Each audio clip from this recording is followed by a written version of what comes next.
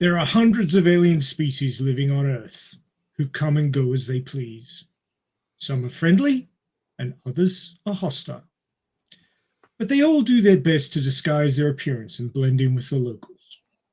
While most peacefully coexist, there are a few bad apples that are just itching to start an intergalactic war. And thus, the war begins. What? We are so dead. Oh my god. Talk about ensemble cast. God, ready for my Oscar. Oh my god. That was a lot of range to both do the what and we are so dead. It's actually Jordan's normal speaking voice. Yeah, it's true. It's true. Hello. Welcome to another episode of Science Fiction Remnant. I am not Prince Baka. I am your host, Robert. I'm so glad you're not Prince Parker. He's a dick. Doesn't have the heart for that. Okay. So, did I derail everybody with that? Who else is on the podcast? I usually wait for Chaos. He's usually next up, but he's... No, we're here to be seen being Prince Vaca or Robert. This is Captain Chaos from It sure Florida. is. And I'm the mad scientist Ray down here in South Florida, otherwise known as Australia. You forgot a stop, man. Oh, did I? Crap. I'll have to fix that. You know, because we're covering this thing, we needed help, right? We need help all the time, but you know, We need an adult. we have become otakus. I hate you, Ray. So my work here is done. See you later. But you didn't do anything. so we Oh, that's what you think. oh boy. Yep. Did I? He got Chaos to read. Okay. Point. Yeah, I did. Mic drop. I did. So Get a reader out of me. oh yes. So we invited Jordan and David from Shun and Flop. Hello. Hey. Hey, What's up? how's it popping? All right. I'm excited to have you guys here. Oh, happy to be here. We got the guys that we listen to with us in here. Yes. Nice. Awesome. So there is a question. No. They got to talk about themselves first. Get it right. That is true. So for all of you out there who actually are that familiar, which if that's the case, what's wrong with you? So honest. Jordan and David are from Shun and Flop, and if you're listening to, if you're watching this on YouTube, and there's a QR code, you can scan it; it'll take you there. We are a long format, so like I always say, you can pause us. We won't be mad. Go ahead and find them, listen, and come back. We'll be waiting. Those are my Listen- favorite listen- podcasts. Please do when you do that, like it's hard to really get like the full context when you just listen to like one episode. So it's better if you listen to our entire catalog, every single podcast, to fully understand who we are and stuff like that. I I think, agree. I think it's right, David. Like it's kind of can't Yeah, just listen to one. It's really, You know? it's kind of like One Piece where you just have to start from episode 1. Yes. Yeah. And you just go through the whole thing because you're missing a lot of deep lore. Like you slowly see my animosity towards Jordan just increase in each episode, But also and then you're- decrease to where we are Yeah. now. But also you have to promise Carrot, not to stick. you have Like- to promise. Like Ray says, all about context. Yeah. No, that's our sister podcast, Anime Out of Context. Oh yeah, anime out of context. Yeah. Every episode when we do Patreon readings, and each episode there is one person who changes her name to this long, very sexually explicit description of something that they want to do to someone to a different podcast. Yeah, I didn't even know men had the holes that they describe. Yeah. Oh, wow. Okay. I guess maybe Sean does. Well, I don't actually, know. yeah, I mean, yeah, so their name's loud. Aussie Rat, so maybe our Yeah. Australian representative just knows if that's supposed to represent something. It's definitely different than a Kiwi mouse. So for our listeners out there, can you explain what your podcast is about and where they can find it? Oh, absolutely. So Shonen Flop is a podcast where I and my lovely co-host Jordan every Yo. week take a listen to a manga that that ran in We the do magazine. we listen to a manga. That is Yes, true. we do. I actually Yeah. have my wife just read it to me every single day. It's very long to get through 50 chapters, takes a while. But anyway, we She's a read keeper. manga that ran in Shonen Jump.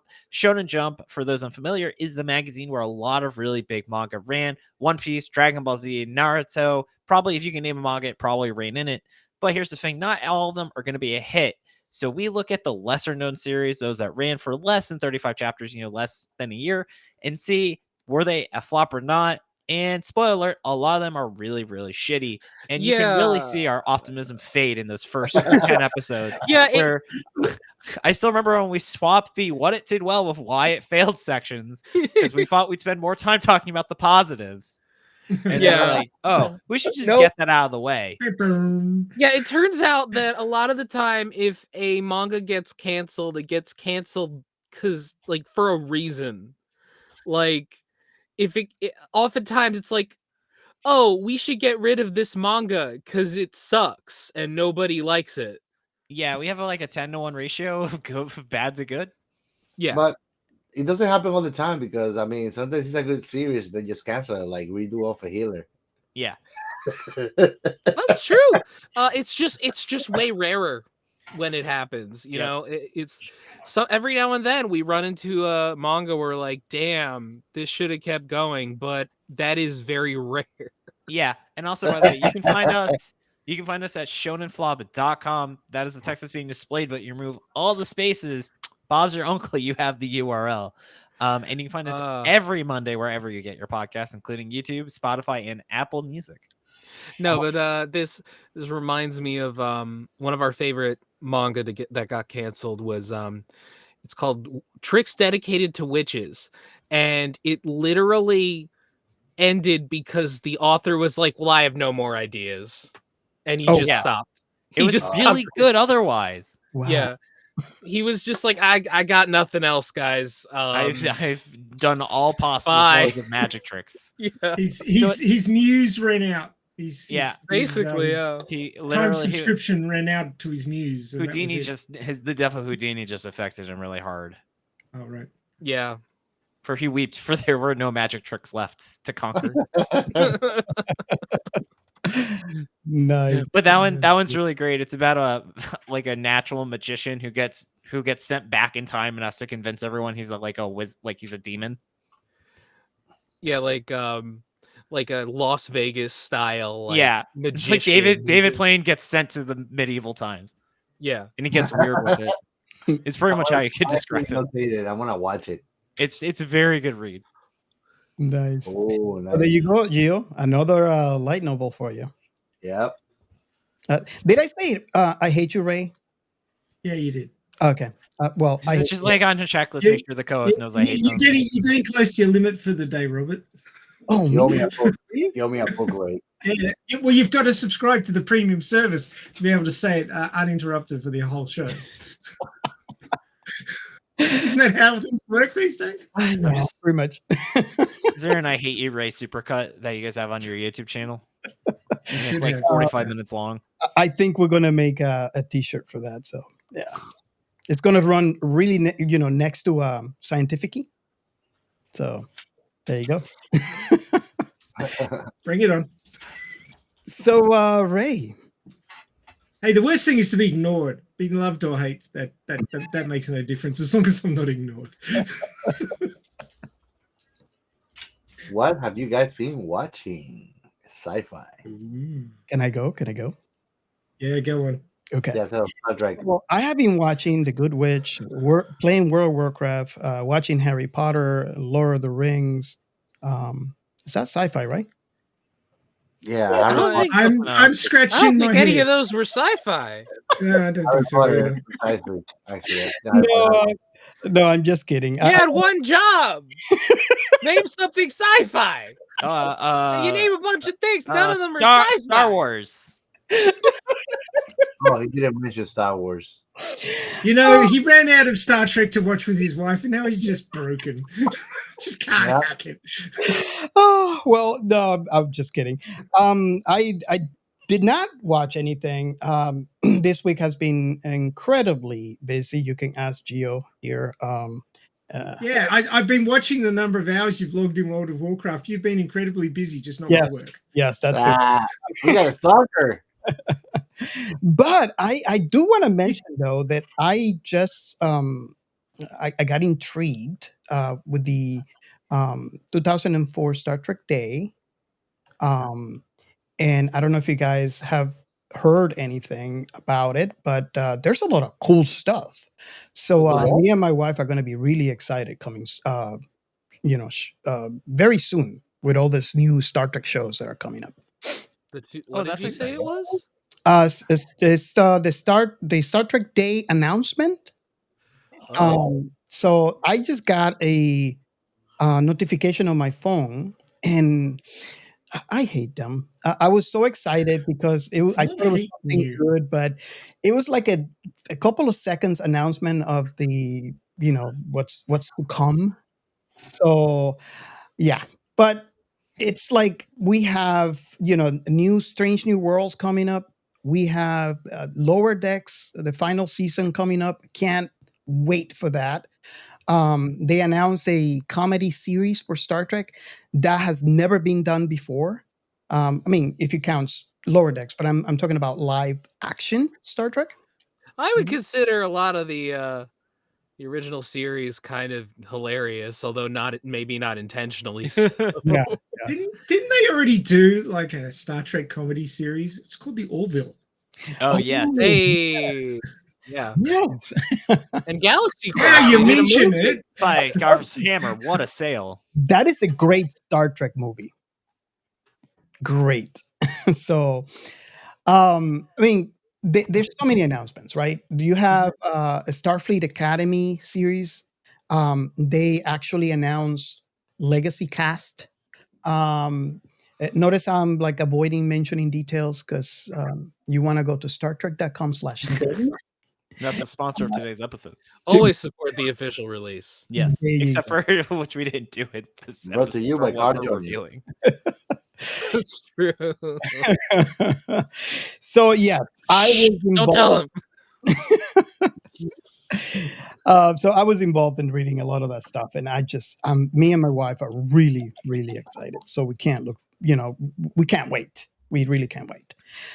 So that's basically everything that has to do with sci-fi for this week for me. Who's next? Well, you could have had a bit more sci-fi, but I still can't get you to read my novel. No. Yes. And I can get you to finish your next chapter. I'm trying, man. I'm working on it. It's Give me a pivotal. whole book. You want Gotta to get me get it hooked? right. You want to get me hooked? Give me a whole book now. It doesn't work like that. You got to write the fucking thing. Nah, might just do it. Like You have to sit down and binge it, but the writers can't. I'm gonna have to read it 3 more times now. You can. I don't mind. He's like, read it 5 more times. Maybe if you read it 3 more times, Robert will read it once. Read it to Robert. There you go. Let's just do the rest of this episode. We're going to line by line. Thank you.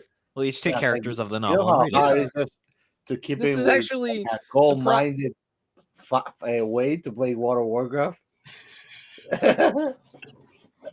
Maybe I should read it to Robert while he plays World of Warcraft. Then might actually get him.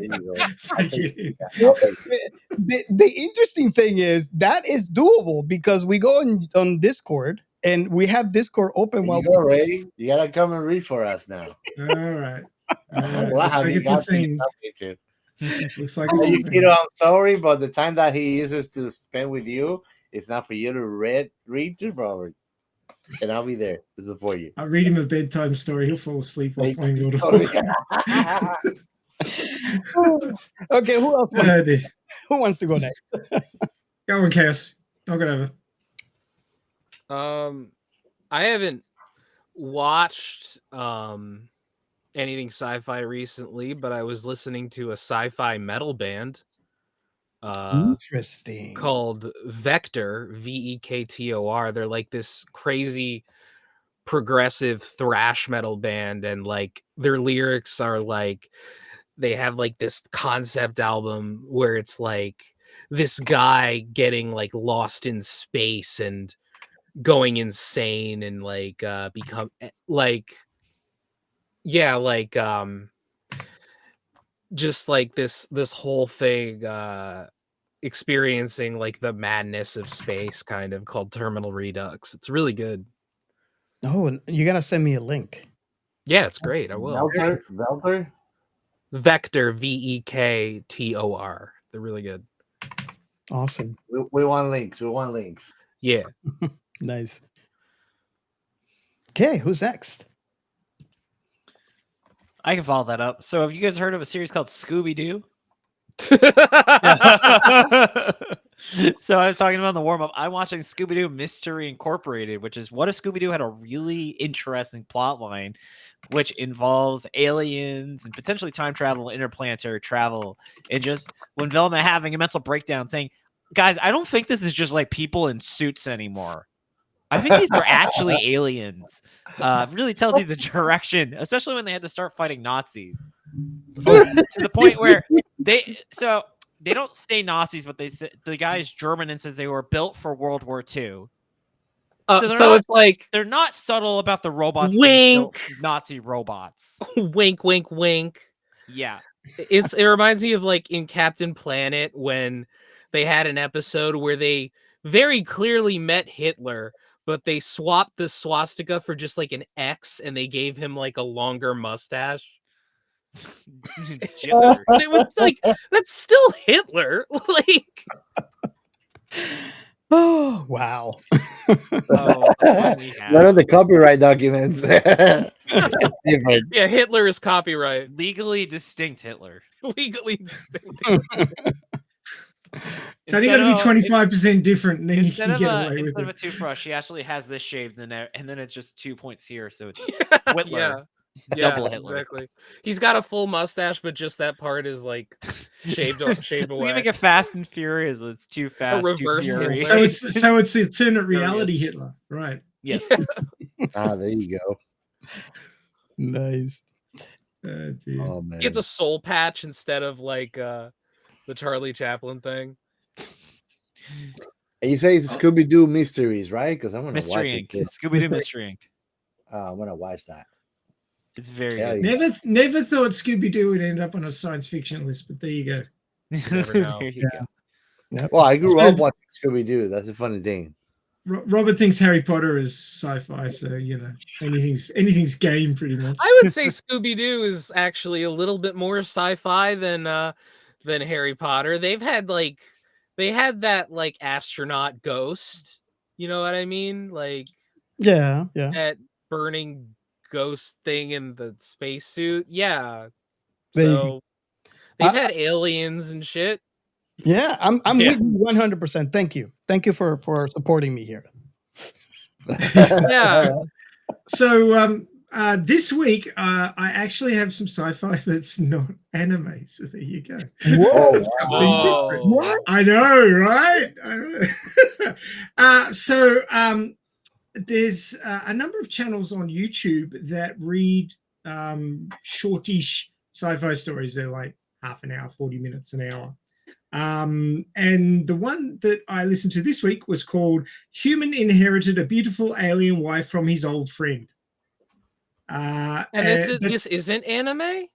No, it's not. It sounds like an anime. I swear to you, it's not. Sounds like a light novel. Are you sure? It's too short. The title's too short for a light novel. Yeah, to put that time I got It's a short reincarnated as the light front novel. of it. Yeah. Yeah. But anyway, so it's actually a good story. It's the guy shows up on this alien planet where his friend was living. This is obviously hundreds, maybe thousands of years in the future because there's intergalactic travel and all that sort of shit, and humans are out in the void, of course. But he rocks up to this planet, and there's this beautiful alien woman with blue skin and all these little fancy thingies. Oh, and Nasari. hair the color of starlight. Andorian. That was really good analogy. Very much like an Andorian, actually, without the. Oh man. Oh well. Yeah, no, nothing was wiggling there. But anyway, she turned out to be from the Intergalactic Secret Service, who was a plant. But the friend who died, he was killed because he created a reality warping device, and the main character was a failed sci-fi writer. He hadn't been able to get anything published, but the device required a very complex imagination to run it. And he was like very imaginative because he was a writer, so he was able to use it. It was a good story. I really liked it. Cool. And of course, they got married in the end because they fell in love. You know, the whole suspension bridge effect. But so it's rubber approved. Yeah, it is. It is. I mean, Yeah. you know, if it ends with a funeral, it's a tragedy. If it ends with a wedding, it's a comedy, right? Unless it's So what do you do with 4 weddings and a funeral then, Jordan? Yeah. Yeah. Well, that's a dark comedy. No, it's 20% tragedy. Yeah, exactly. 20% tragic. Just a little tragic here and there. As a treat. So of course, in the anime sphere, because that's where I live, My Wife Has No Emotion, episode 11 was on this week, which I really enjoyed. He had to introduce his robot wife to his parents, and their reactions were somewhat amusing. My Wife Has No Emotion. Yes, you haven't seen wow, that? No, you're pulling out all these anime recommendations I've never heard of before. I saw it. Emotion. It's really good. It's very sci-fi. Yeah. Very. The guy's basically social skills 0. So he's eating crap all the times, and he's feeling pretty bad because of it. And he goes, "Oh look, I'm going to buy a secondhand house robot that does cooking. That's all she's supposed to be able to do is cook." And he gets drunk one night and goes, "Hey, maybe you could be my wife because you're cooking for me." And the robot goes, "Okay." And that's where it begins. And they get this other little robot. She gets upgrades and stuff, and they discover that she's got a very much expanded memory space that she shouldn't have. Somebody had basically jailbroken her and oh god, made some modifications. So she was not the standard issue. But yeah, it's a good show. Okay. When you see the robot get jealous, her eyes are normally huge, and they go little. Oh, you're fucked, buddy. You're in trouble now. Yep. If only my wife had such an obvious tell. She doesn't. So the other anime that I've been catching up on because I got a few weeks behind is now. This is a proper anime / night novel title. It's actually based on a manga, but it's Dead Demons that's a great series. DDD Destruction. That's a great series. Yeah, I fully read it. You know it. Oh, okay. Well, the anime's up to episode like 14, I think. It kind of started out of the normal 4-season anime cycle. It sort of started halfway through the last one and is still going. But the story of 2 high school girls who their meeting seems to be one of those things from Doctor Who, which is one of those unmodifiable points in time and space. Fixed point in time, deal. Yeah. And they meet in one timeline, and one of them commits suicide, and the girl who was left behind, she's friends with this alien invader who's come to scout Earth to see if it should be invaded, and he helps her out by helping her jump timelines to a timeline where the girl hasn't died, but she goes back to the moment they met, and she changes her entire persona. She becomes a complete basket case, just about. Yeah. And convinces the other girl to go on a different path so she doesn't commit suicide. But then her memories get locked up, so she doesn't remember the first timeline. But then she discovers it later on when the aliens invade. And there's this big hovering starship over the city. And of course, Americans being Americans, they try to nuke it, and it doesn't do anything except irradiate parts of Tokyo. Thanks, guys. And then things get very strained. Things get very strained between the US and Japan, and the Japanese kick the US out of Japan, but the US are sending in the CIA and all sorts of shit. And the Japanese are developing futuristic weapons to fight the alien invaders, who are just basically like little children. Like, apparently humans are the biggest, meanest species in the galaxy. Good for us. It's like the Futurama bit where it's like the scariest thing in the world, and the little guy walks out. He's like, turns out it's man. So what happened was he was like, I combined all the evilest and most dangerous things as animal parts together, and then a naked guy just walks out and is like, turns out it's man. So yeah. Yeah. Have you guys checked out Don to Don? No. Has a similar number of D's, but I have to say is unrelated. Don to Don DDT Girls Destruction is pretty amazing. It's it's a series where it's like a girl who believes in ghosts and a guy who believes in aliens challenge each other to like put each other in places where it's like oh, you don't think aliens exist, go to this place where aliens are said to show up. Oh, you don't believe that ghosts exist, go to this haunted place. Turns out they're both real. Yeah. And they both get attacked, and like, long story short, it turns into a situation where they have to retrieve the main character, like the main male character's golden testicle. You could have just said golden balls, which is what golden balls. That sounds chaos approved. It's really good, actually. I'll just going back for a second, back to destruction. I don't think it's Robert approved. There's a lot of violence in it. Aliens die all over the place. So Robert may have problems with it, but Chaos will probably find it fine. I started it already. I'm like in episode 4 or 5. Oh, hasn't got started yet, man. It's still ramping up. So you said, not to forget, you said Dawn to Dawn, first encounter? It's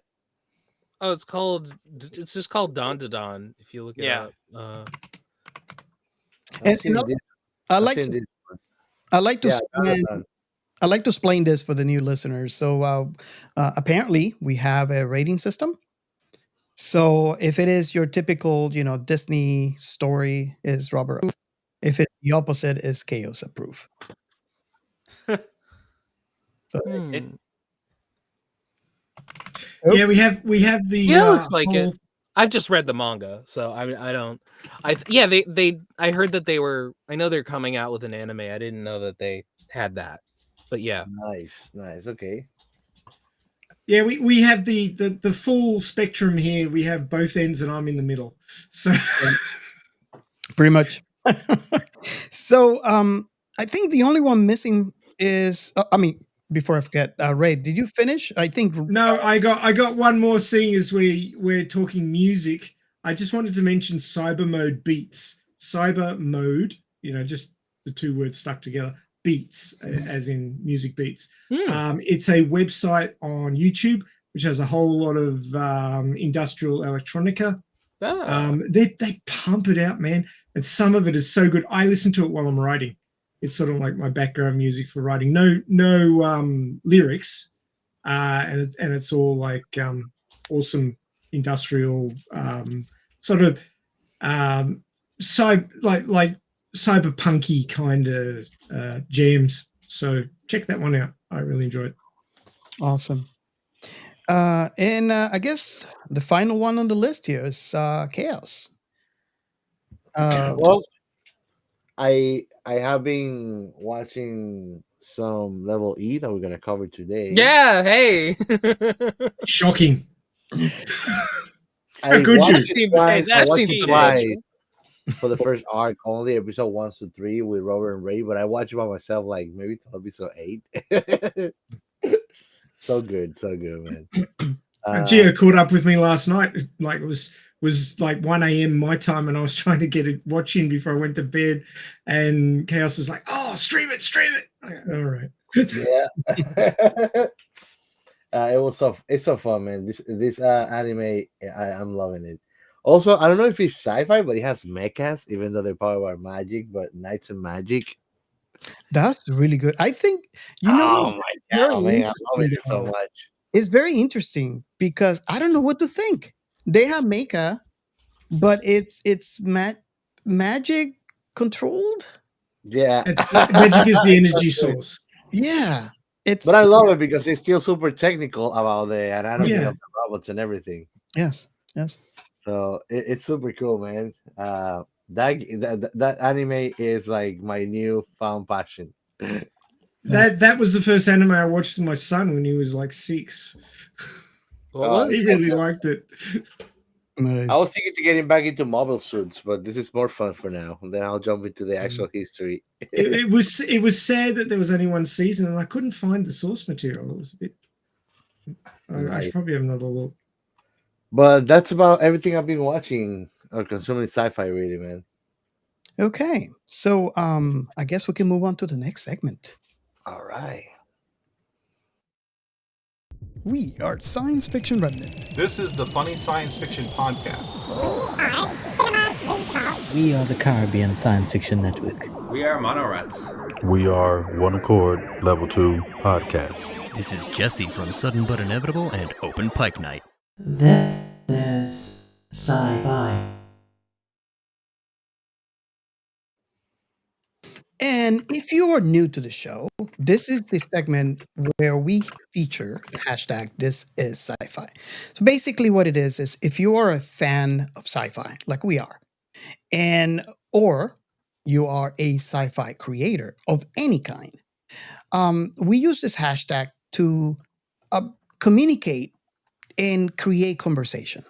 So, for example, if you're a fan, you have probably that one thing that you love so much that you can't stop talking about it.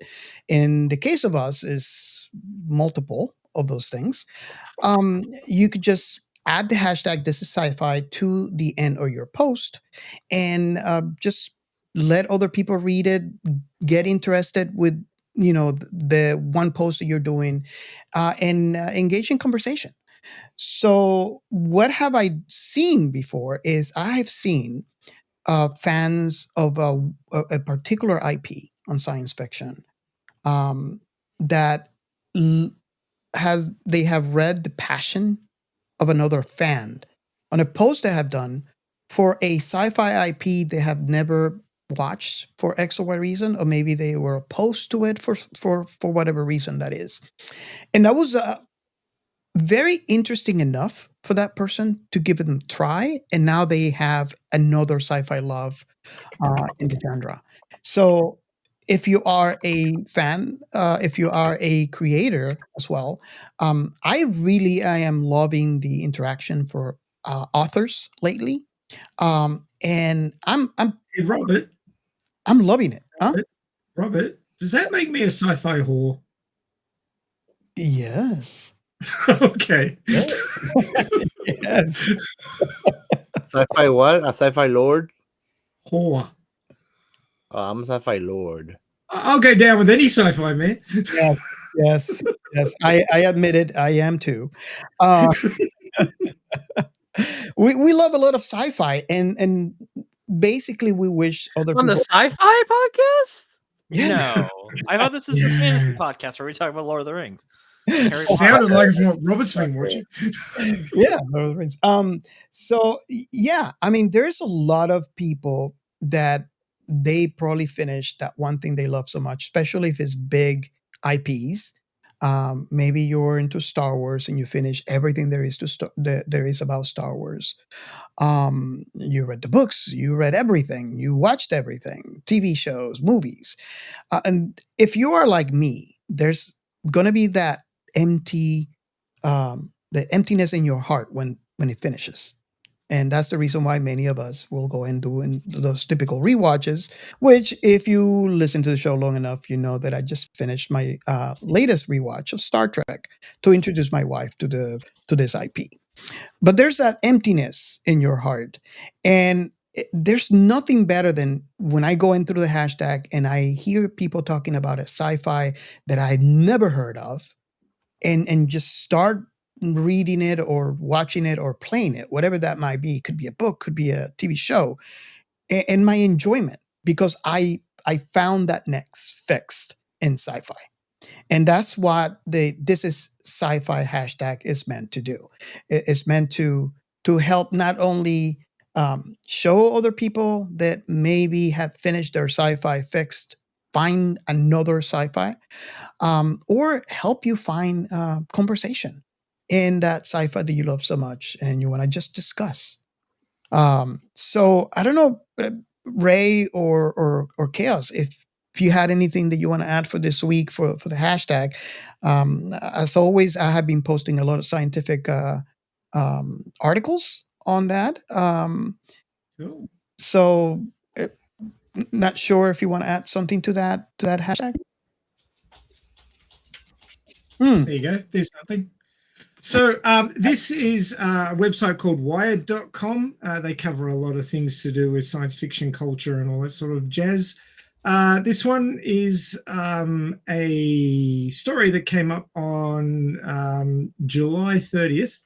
So it's a little bit out of date, but it's the untold story of how Ridley Scott saw Star Wars and ended up making Alien.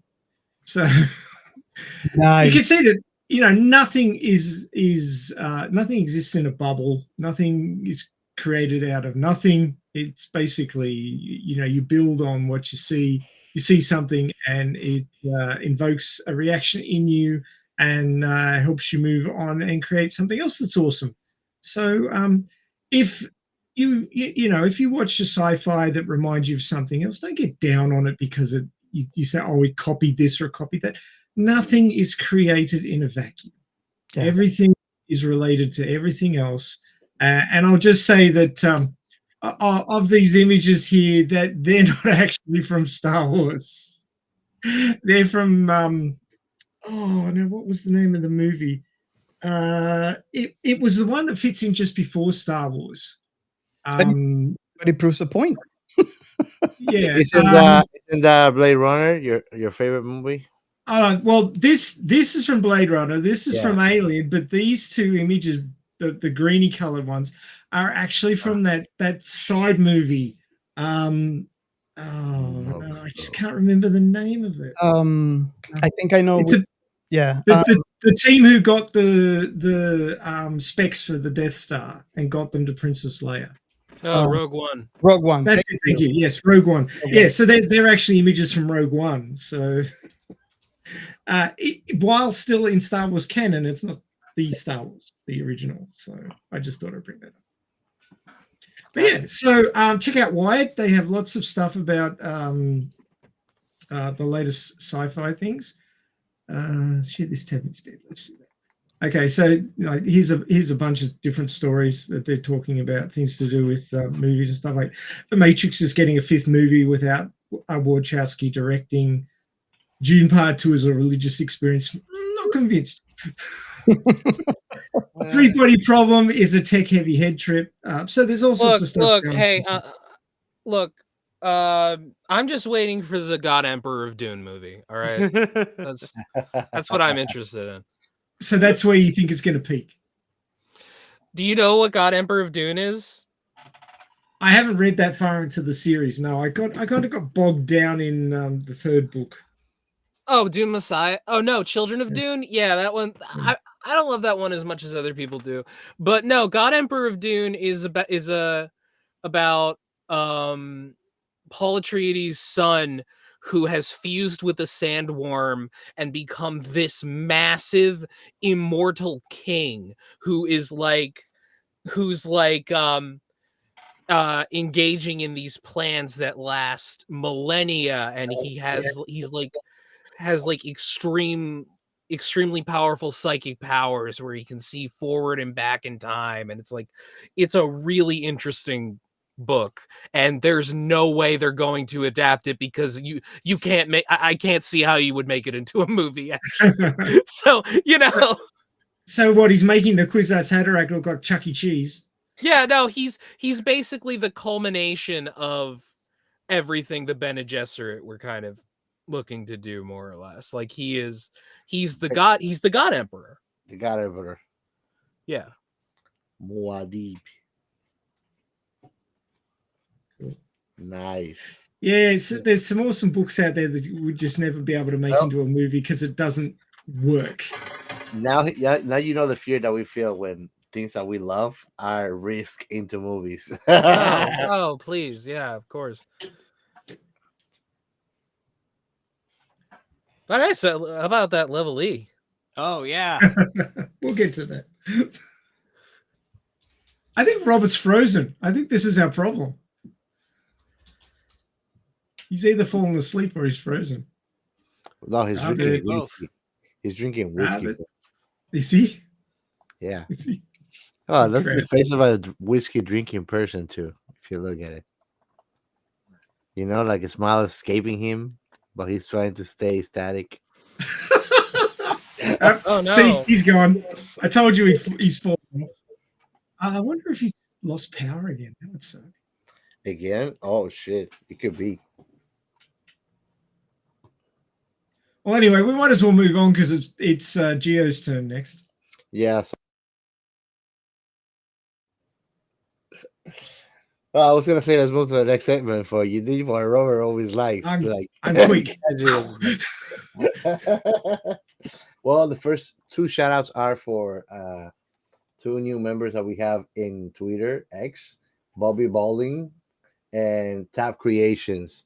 Go and check out Tap Creations for sure, man, if you like D&D and role playing. On YouTube, we have a new follower, which is Adrian Haughey and Reynolds89. Welcome to the channel, guys. We hope that you like what we're posting there and that you continue to like what we continue to do. And that's all for today's shout outs, man. Holy crap, that was a quick one. Yeah, what do you want? A long list? A long list? Yeah, of course. Just before we move on, I will mention that we do have a hotline. It's 1305-563-6334. Oh, wow. 1305-563-6334. You can call that number anytime, day or night. You can drop the 1 if you're in the continental United States. Otherwise, you will need the country number and that one. And of course, if you leave us a message, we're very happy to listen to that message and play it on our next recording and talk around it. And of course, if in that message you give us a 1-star review for Chaos, that will make him very happy because he's still waiting for his first 1-star review. Apparently, unless you've had a 1-star review, you haven't made it. So we're still waiting. That's true. We're still waiting to make it. We need a hater. But yeah, drop us a line there. You can talk about anything you like to do with sci-fi or your favorite IP. And of course, if you do have a favorite IP and would like to talk about it more, we'd love to have you as a guest on the show, just like Shonen Flop here, because very shortly we're going to be talking about one of their favorite animes. So there you go. Looking good. So Geo, do you want to do the honors saying Robert's not here for the next segment? Yeah, of course. You're And now our next segment, the Alita Army News. Huh? I have no clue what you just said. He said the Alita Army News. Oh, Alita Army. Great. Yes, Ah. yes. So the Science Fiction Remnant crew are all members of the Alita Army. I am actually an influencer in the Alita Army. We run a weekly live stream on the hashtag Alita Army channel. It's called Radio Chaos, and this week was episode 230. So we've been going for a while, as you can probably tell. And we were covering a chapter of the source material, which is the manga Gumu. It's in the volume Angel of Chaos. These are the original Takabon volumes from Viz, when they were originally released in the 90s in English. And I have all of them for the first series. So did buy them in the 90s. Yes, I've been a fan that long. And Angel of Chaos is part of the Badlands arc, and the section is called Bard of the Badlands Mission 2 Reunion. And in this particular chapter, we are introduced to a new character, which is Chaos Nova, which is otherwise known as Radio Chaos, which the live stream is named after.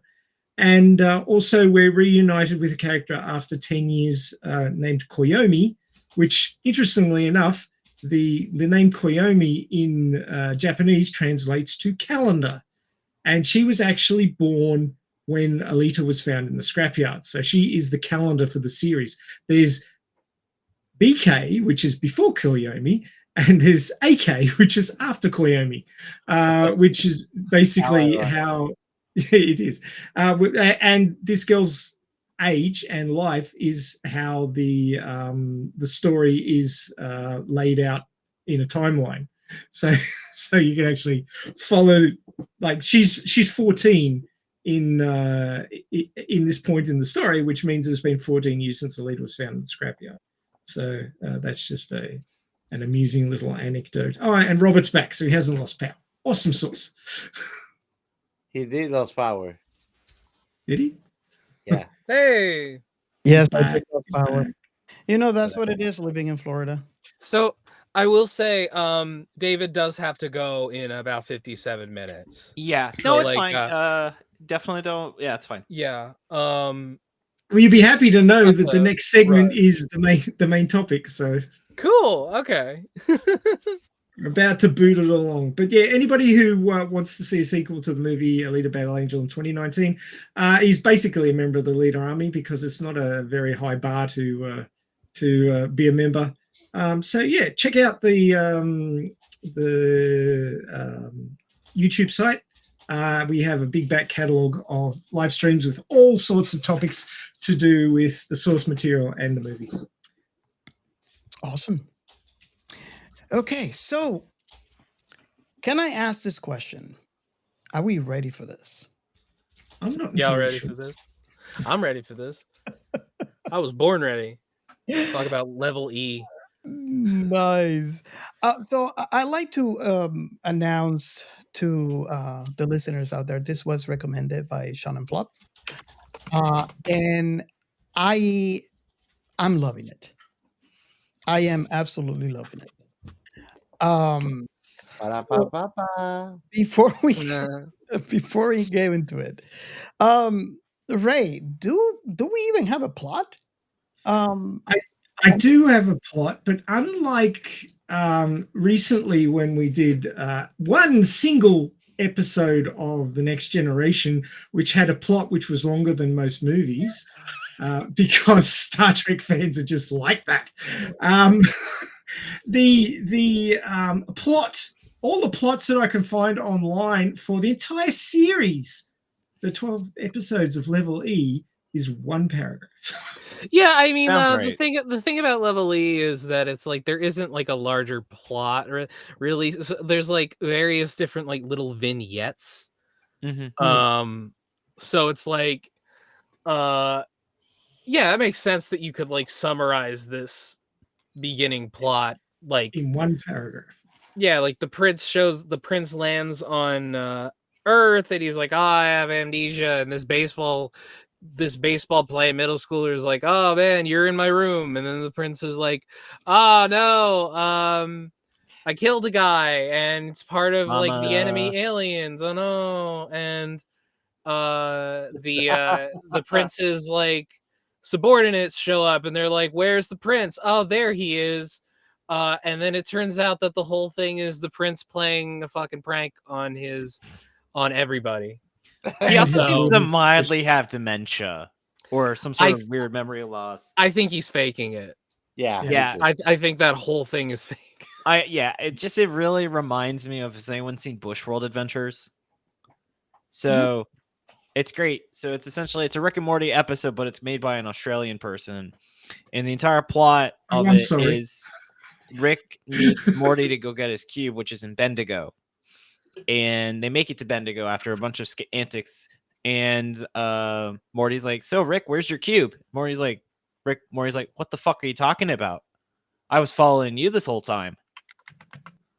And that's really just Prince Baka's energy, you know, where he really doesn't know what the fuck is going on. And he actually doesn't care.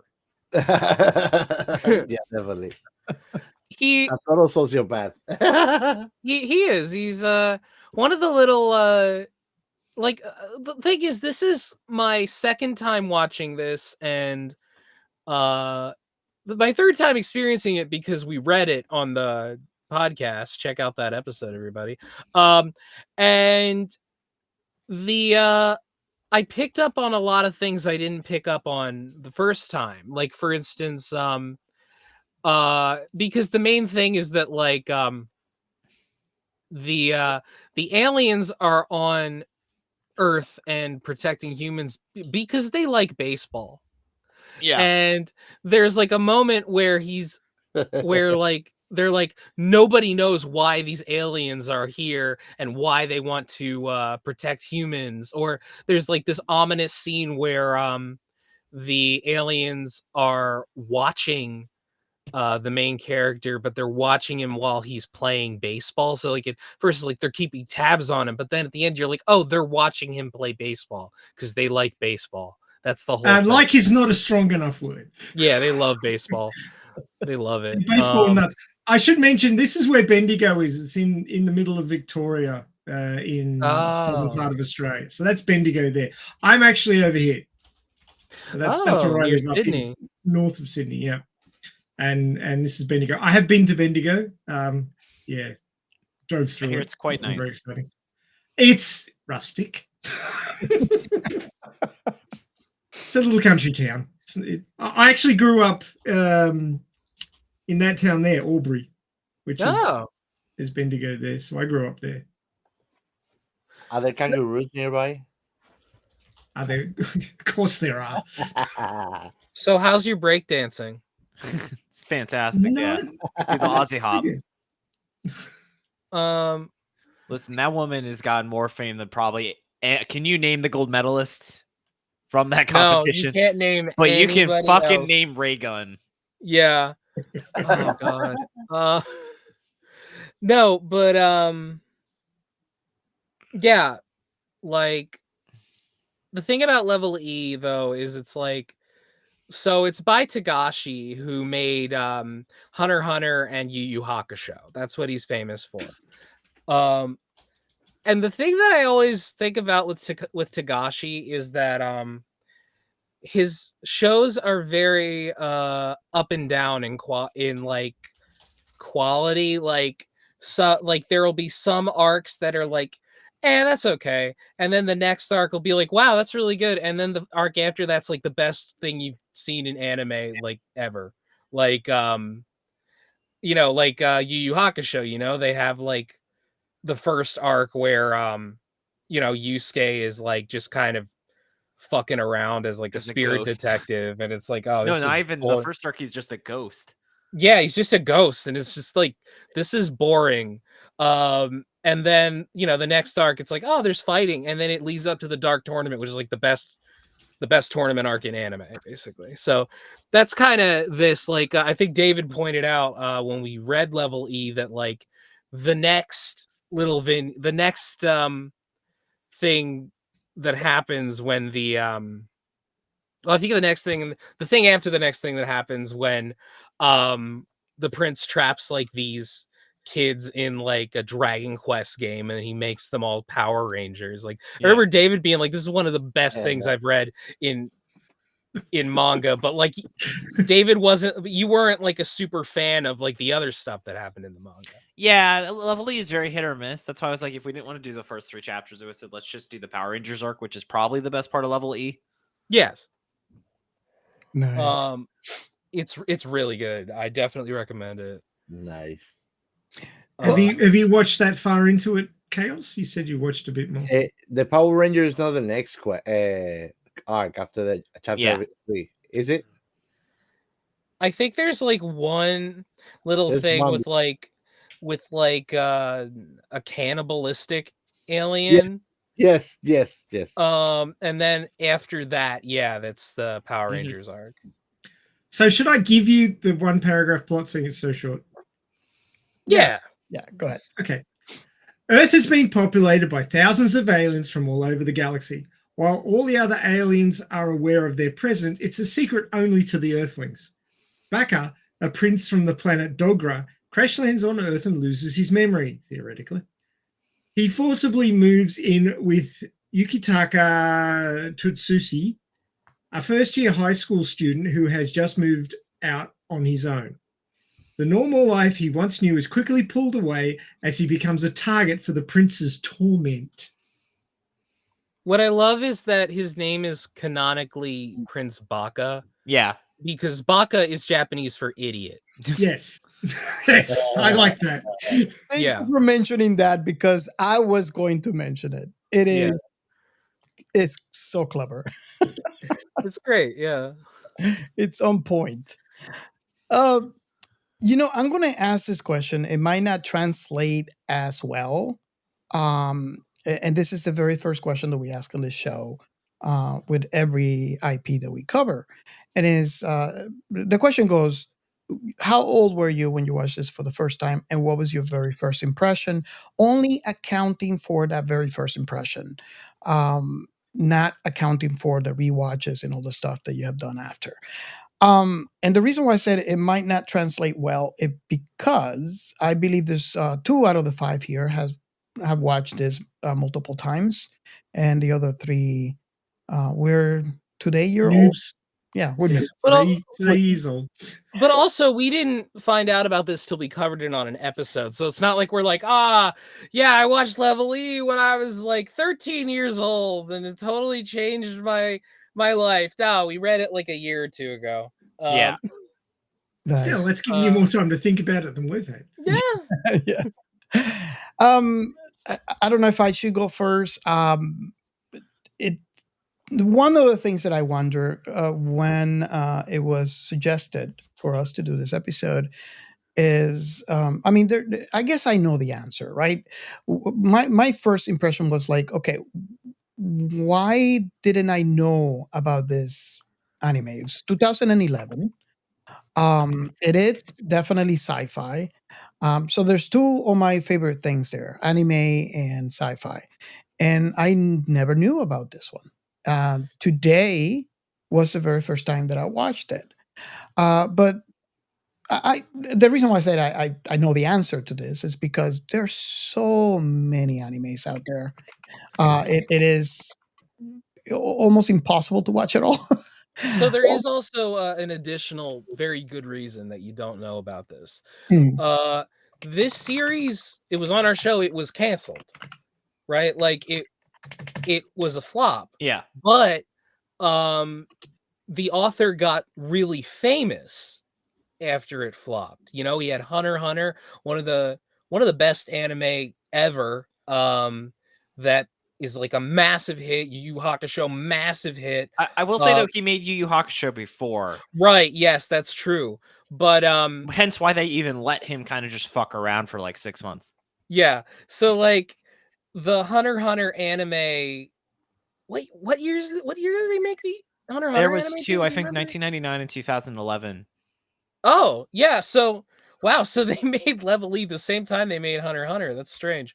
But yeah, so they made Level E into an anime not so much because it's like, oh, this is the best manga ever, but because the author got extremely famous and beloved. Yeah. So they were riding the wave with it. Yes. Yeah, they were like, let's look into this guy's back catalog. What else does he have? And they found Level E. Yep. Now, I would have to say, and obviously, the only thing that I have is all but, first impressions because I watched it today. It was a lot of fun. Yeah.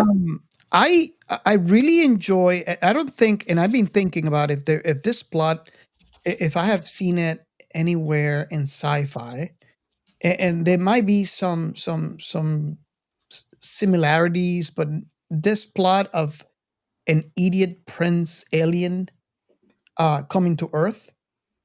I'm Now hold on, because he's not an idiot. He's Well- just an asshole. yeah. Let's Jordan's so kind. Let's It's rephrase. called backup, but he's not. That's not quite accurate. He's just a douchebag. Yes, Yeah. yes, because he's very, very, very intelligent. Yeah. And he uses his intelligence for that reason. I'm so on board. I was, and one of the things that, and if you guys missed the watch party, by the way, for all of you out there listening, we do have occasional watch parties on the thing that we're about to cover. So everybody's invited to join our Discord. I was having the same conversation with very own Captain Chaos when I said, when I started watching this, and mind me, I mean, this is only the first 3 episodes, right? When I started, I expected something that is not what I got by the 3rd episode. Yeah. No, you don't realize that this is like just like a full-on ridiculous comedy, basically, until the last episode. But there are hints. There are hints through it, yeah. Like obviously there are like comedic moments throughout the whole series. I mean throughout the first few episodes, but you don't realize just how much of it is just like the whole thing's a prank. Just a prank, bro. It's just a prank, bro. Yeah. I don't know if the moment they said, "Oh, he's very intelligent," I went, "Oh, this is all bullshit." So I don't know if we should continue with Chaos or Ray here since we watched it. I'll have a go. Okay. I was 2 years old when I saw this. In fact, it was like 1 a.m. because I'm a night person. But yeah, I think this guy's name should be Uzayaro, which is a direct translation of douchebag. So that should be his real name. Not Baka. Baka's too nice. Yeah. But yeah, it kind of felt like a slapstick version of Men in Black with an even worse attitude. Yes.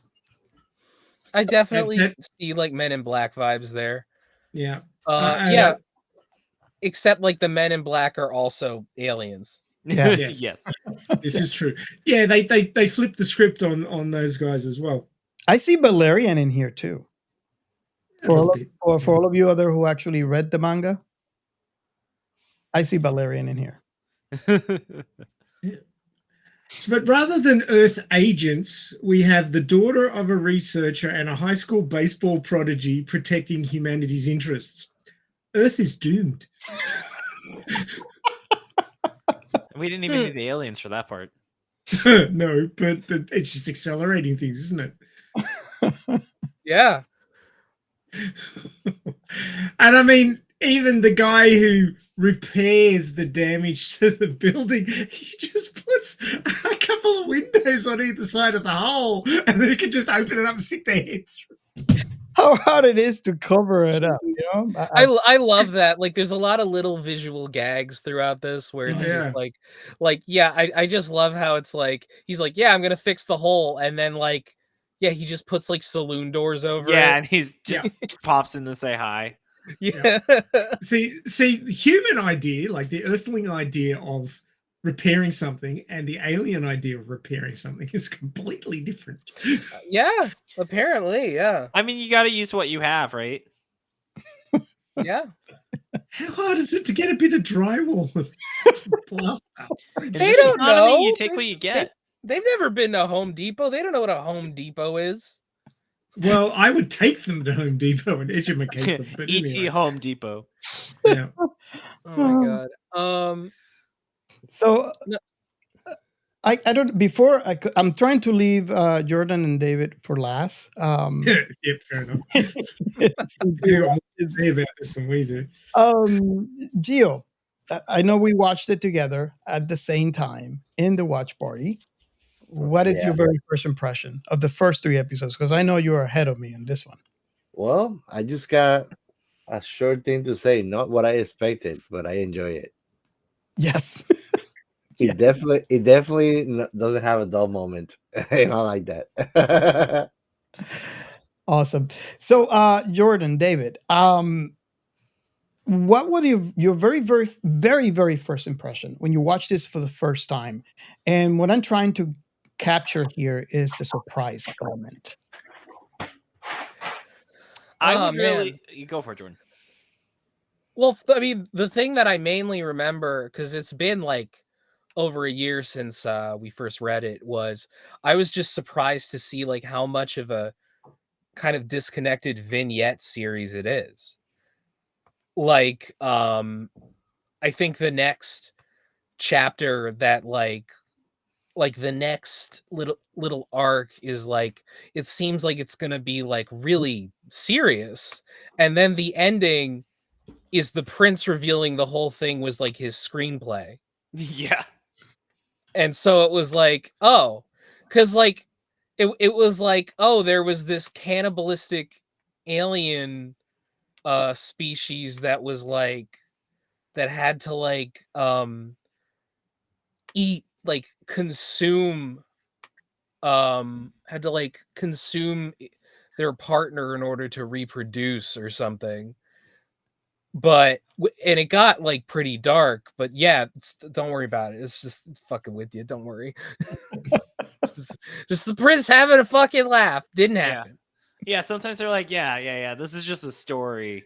It's a story within a story. Yeah, a lot of it is like this series very openly is like your time is being wasted, but that's like how Prince Baka rolls, where he just loves fucking with you. Yeah. I love the fact that once they worked out what was going on, and then they dragged him off to the intergalactic conference. He like sends him a letter, and he says, or an email, or whatever it was, and he says, "Oh yeah, I've been kept in solitary confinement," and he's sitting there's laser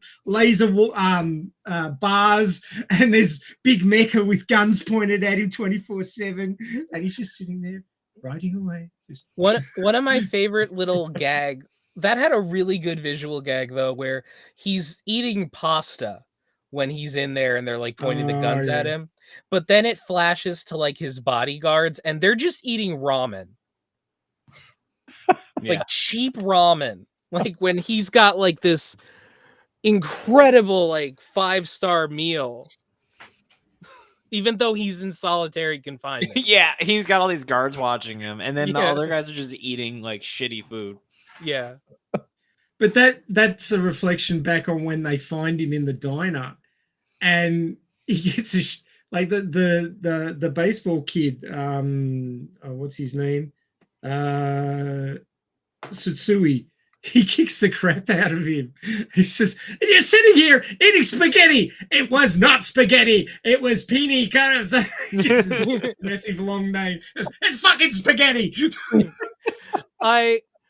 So one of the things I love about that scene, and it's I feel like it's exemplary of how good of a writer Tagashi is like, we have like the guy is like the prince is explaining how he encountered these thugs, and then like the baseball guy is just like starts critiquing the thugs, and the girl is like, "Oh, you're a former thug, aren't you?" And he just kind of proves it, and like suddenly it's like, "Oh, I know, I understand this character much more now." Okay.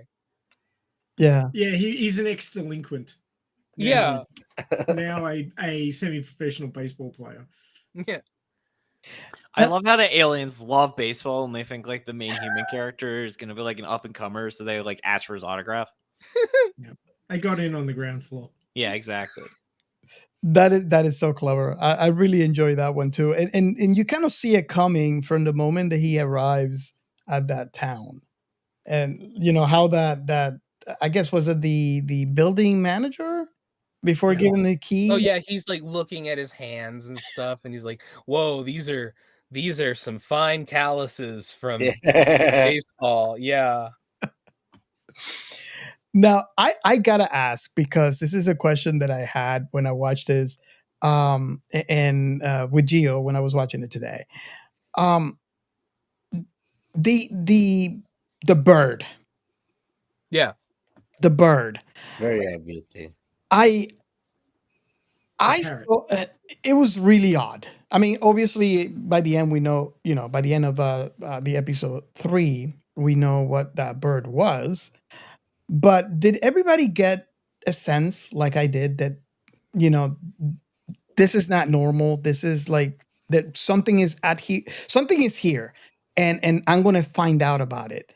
Oh, of course. I mean, the guy like calls it out. He's like, "Wait a minute, that bird doesn't belong here. It's not native to this Yeah, the area." parrot. The parrot. Yeah, there aren't parrots in Japan. What the fuck is this guy? Yep. And then and apparently the prince is like, "Ah, fuck, there aren't birds here. I'll get a cat instead." Okay. Yeah, exactly. He gets to work real quick. I understand that now because I was not expecting it from the cat until Yeah. the scene where they were like, was that at the baseball? Yeah. Yes. And you see the cat and you're like, hold on a second, is that something in his forehead? Yeah. It just kind of took me off guard for some reason. And then at the end, obviously, I know that this was just civilian. Well, actually, there are cameras for his, like, what was it, movie that he's making? Yep. He was shooting a prank video. He was doing like candid camera or something. Like it was made in the 90s, so it would be like candid camera or something like that, or America's Funniest Home Videos or some shit.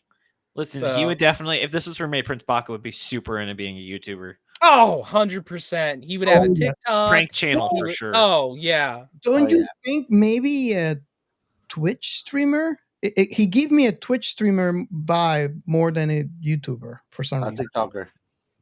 A TikToker? Really? Maybe. Yeah, I see more I don't get the sense he has like the patience to be like a Twitch streamer, like sitting there the whole time. I feel like he definitely seems more like actually I don't know.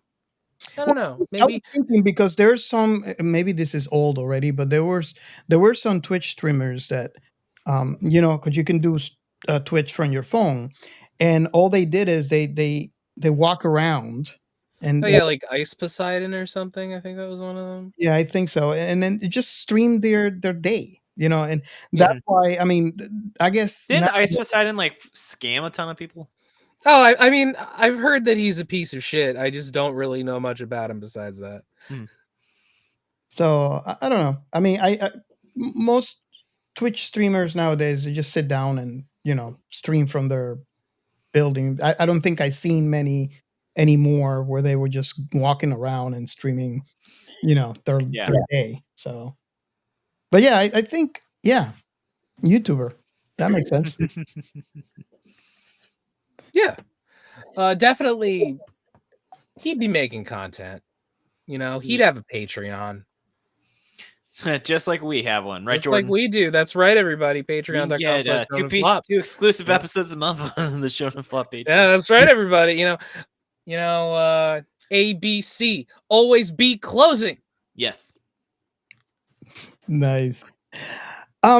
So I guess I want to ask you, Jordan and David, from your episode, which, by the way, if you're listening to this episode, go ahead and go through their back catalog and find this episode and listen to it. Come back to our Discord and let's discuss it.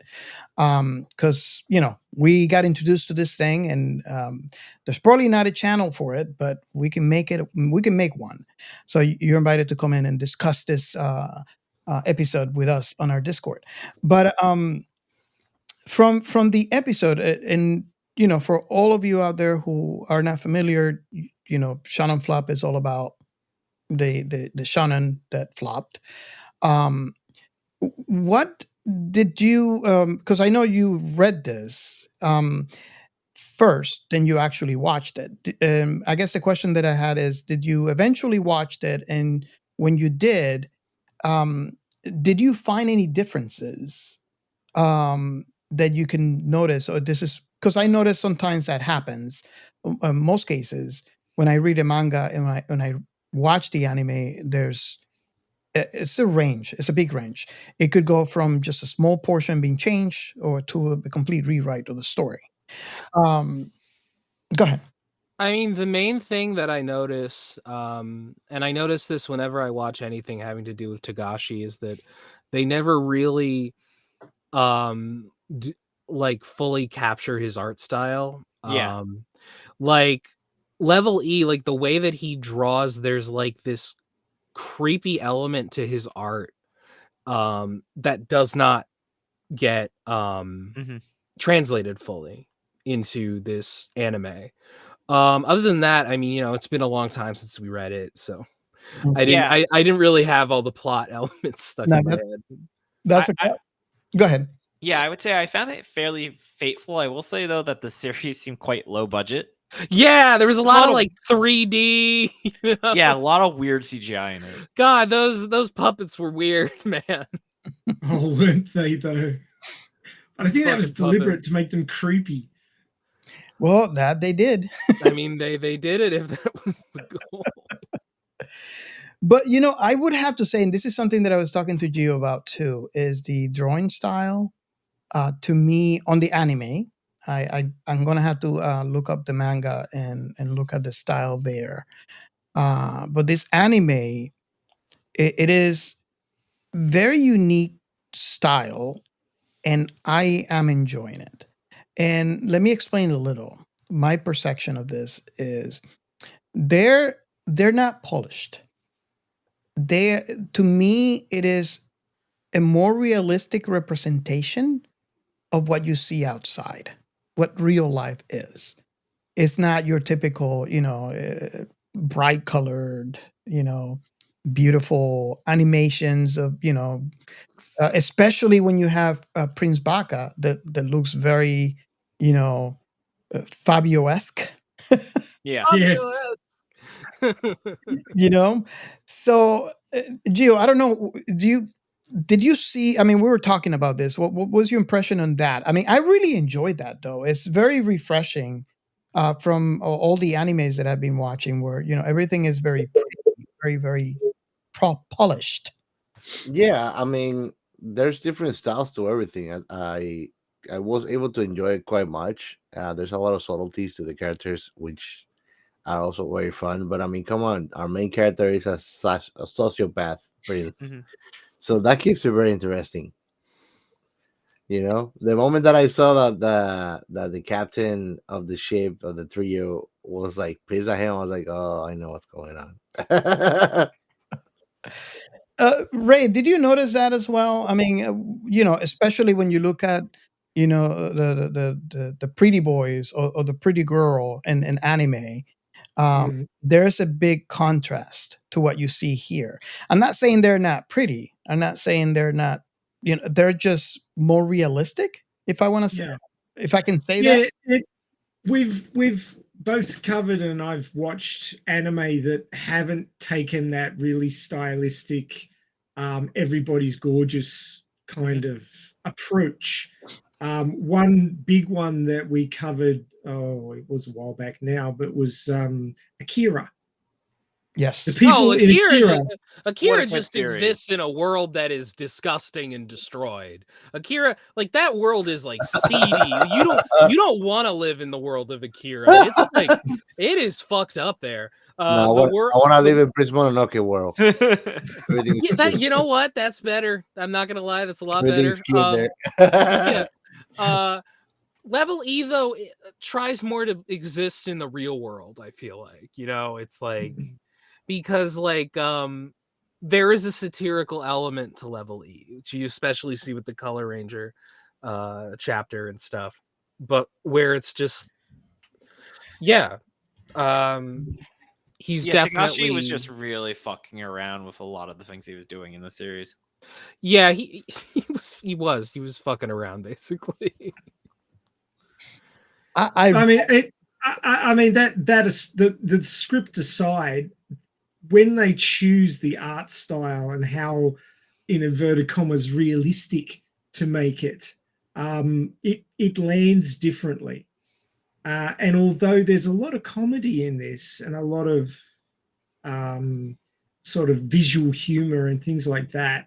I guess it's the grittiness of it, and that the people aren't all gorgeous with massive eyes and that whole moe thing going on, and it's more sort of down to earth, and this could be happening right next to you. It gives you that sort of, this could be happening in the real world right now and you just are unaware vibe, which I think was deliberate.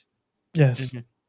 To make it work, much like Men in Black does the same thing, where it's trying to make out that this is the real world, you just don't know, you're uninformed kind of deal. But it's also got comedy in it, so they both sort of land in a similar sort of way, I feel. I don't know if I might be overstating this, but this is the kind of story that I want to see in live action. Yeah, that would be. It would work in live action. Yeah. Oh yes. There's a lot of anime, you watch it and you're like, this could not exist in anything besides anime, which is fine. Yes. You know, it's important. The medium is the message. It's good to make things that can only exist in the medium it was made in. Not everything has to move between things, But no, I definitely think that this one really could do that. I agree. It's not so much of a stretch. Just as a sort of an aside, I know that my friends on the podcast here have probably at least seen parts of it, but My Dress Up Darling, do you know that anime? Yeah, we were actually on an episode of another podcast, Anime Out of Context, where we watched like the first 5 episodes of that. Oh yeah. And I got into an argument with Rem over it. Cool. Well, My Dress Up Darling, the manga, just in the last 2 chapters, the 2 characters have finally got together. Thank God. Oh. Well, it's chapters 107 and 108. So at least it's not a rent-a-girlfriend effort of 215 chapters and they're still umming and ahhing. But 107 chapters and they finally got it together, and it was really good.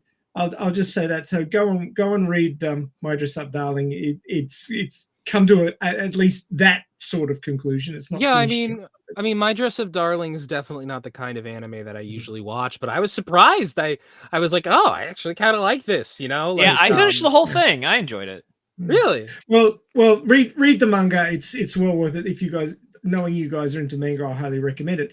But my point of bringing up My Dress Up Darling is that I think it's next month they're releasing a live action version. Oh, really? Yeah.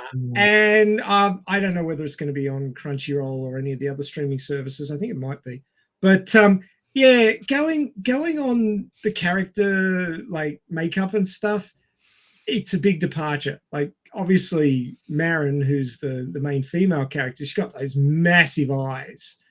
And she goes full California girl at certain points, which will be interesting to see.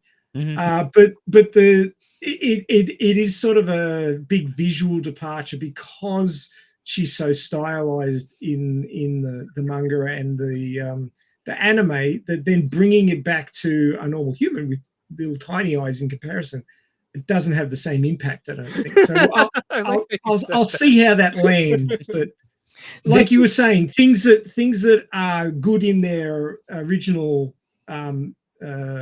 storytelling method don't necessarily translate well to others. They can It does, special effects and make the eyes, with eyes going from this big to this big. oh god, like Alita, yeah. No, no. Alita worked because they left the eyes big. Yeah, that's true. I would have to agree with that But because they made the eyes big. Humans don't have eyes that big. They CGI. She's not a human. But like the actresses. You may not realize this, but Alita was entirely digital. The hair, the clothes, everything. Oh wow! A lot of people don't understand this. I didn't know that. Wow. She was entirely digital.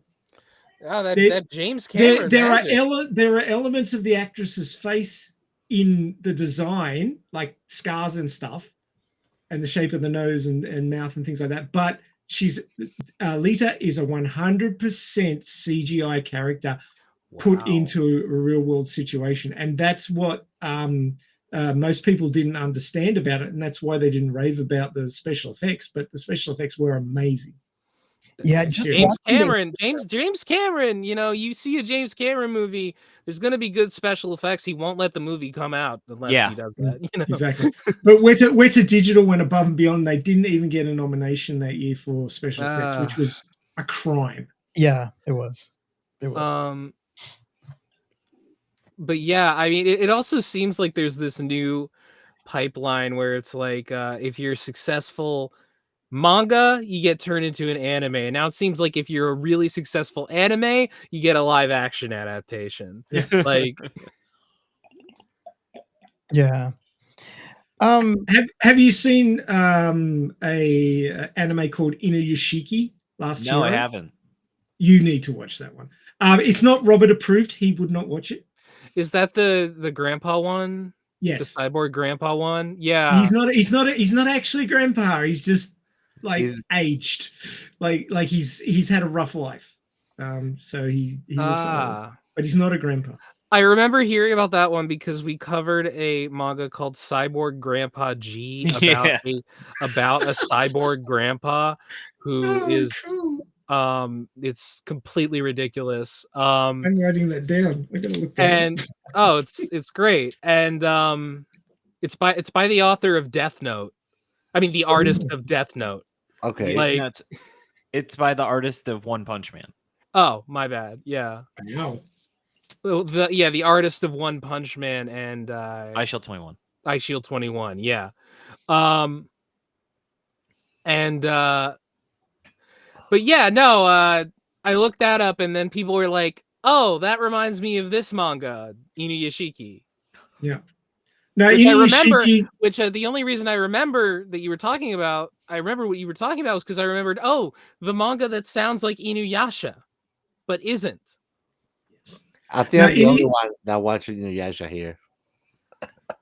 Huh? Inuyashiki is a one series and done anime. The whole story is told in 12 episodes. So it's well worth watching because you get the entire story, which is often not the case. And it's pretty much wrapped up. You can't really go forward. So the story is finished, but it is a really good story.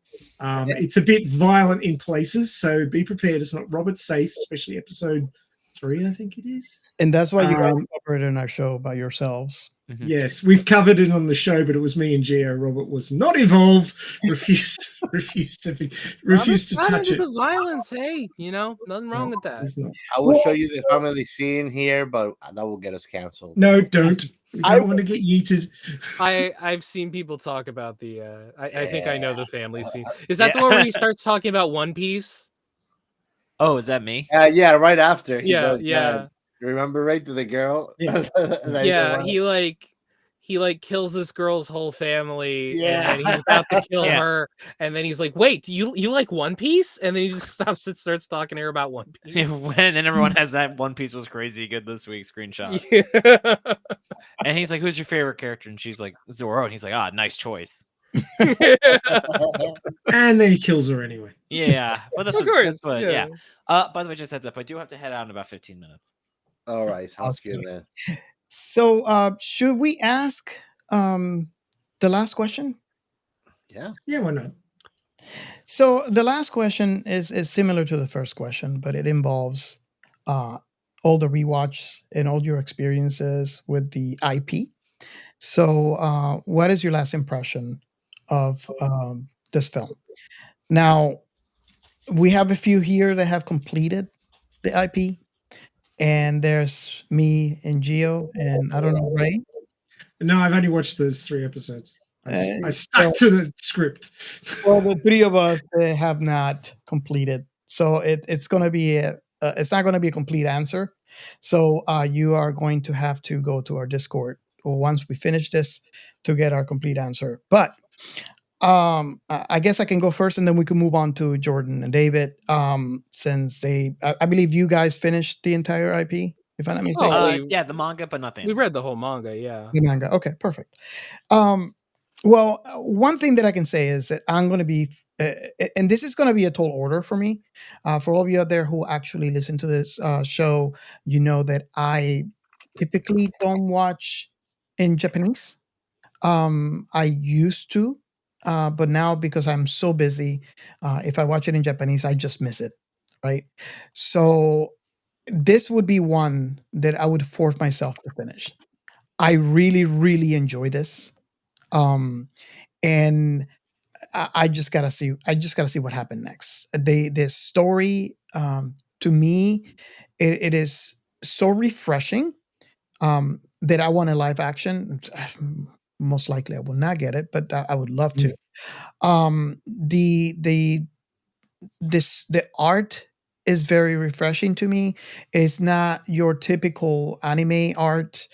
Um, it is very realistic, which I really, really enjoy because it makes you more involved. And obviously, the topics of sci-fi within this comedy. And you probably have heard me talk about this in previous episodes. I really need more comedy in my sci-fi, and this checks those boxes. Yeah. So I am so on board in this. I'm going to finish it up, and I invite you guys over to our Discord so we can discuss once I finish this whole IP, and I might pick up the manga as well. But that is my last impression on this film. It's amazing. If you are a sci-fi fan, not necessarily an anime fan, and you like comedy, this is actually your show. So I would strongly recommend you at least watch the first 3 episodes and then be hooked like me. Then I gotta finish the rest of them.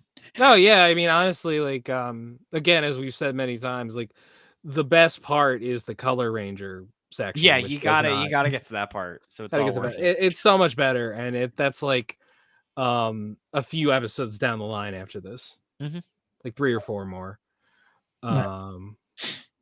Cool. Okay, so I'll just say that the next season of Arifureta is coming out in October. If you know Arifureta from Commonplace to World's Strongest, can't wait for that. Can't. Oh, not familiar. Oh yeah. Check it out. Arifureta is awesome. It's about a guy who gets isekai'd, and then he ends up at the bottom of a dungeon, and he has to survive. He gets his arm ripped off and his eye torn out, and he's having a rough time. Oh, and just like Guts. Yeah, it's a bit like that, but he's crappy special skill that he got when he became a hero is synergist, which is basically blacksmith. And so many people have it. It's like nothing special. But because he's from another world, he starts building guns and drones and Humvees. you get the gist, and miniguns, and yeah. So he has a lot of fun with that. But in the next season, he's basically outstripped all the other heroes in levels, and he's like just freaking unstoppable. But he's working with the other heroes, and he wants to use them as a diversion, so he turns them into the Power Rangers. He gives them all colored masks. Oh God, I was just gonna say, like, go distract them. I was just gonna say, I'm not usually someone who reads like a lot of or is super into like a lot of isekai, but an isekai I've really liked was it's called The Red Ranger Becomes an Adventurer in Another World. Yeah, where like it's literally the Red Ranger. Yeah, like the Power Ranger gets isekai'd, and he's just like. He just turns into the Red Ranger and just confuses how he fights everybody. They're just like, where did that explosion come from when he transforms? It's just like, or like, yeah, like there's a lot of explosions where people are just like, where did those explosions come from? Kind of sounds like Sasuke and Peeps. That was amazing.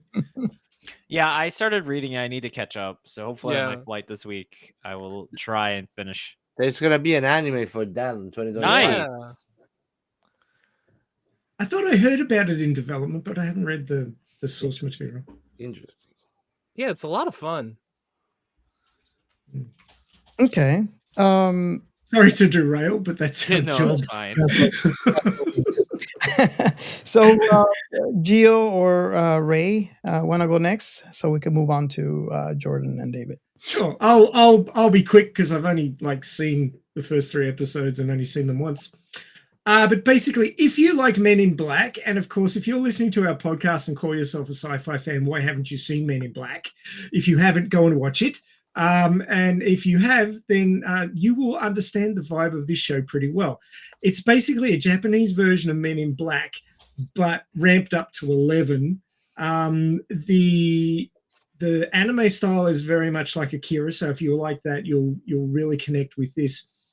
And one thing I will say that bothered me when I first started watching this was there's something about it that doesn't quite click with me. It's a little bit weird. I don't know if it was the art style. I don't know if it was the over-the-top slapstick, but there was something that didn't quite work for me. And then I realized, no, this is deliberate. These people are alien. They're aliens. They're getting shit wrong nearly all the time. They're mad keen about baseball. But they don't care about the baseball leagues or anything about that like that. What they actually care about is that their zone could start winning Koshin because their zone is controlled by their planet and the other zone's controlled by aliens from another planet. And it's that competition that they're interested in, not the actual baseball competition. Yeah, no, it's like it's like normal sports where it's like, this is our area's sports team. We want them to win. Yeah. But it's not so much Go this Birds, area, by it's the way. the area that this particular alien species is in control of, but the humans don't know about it.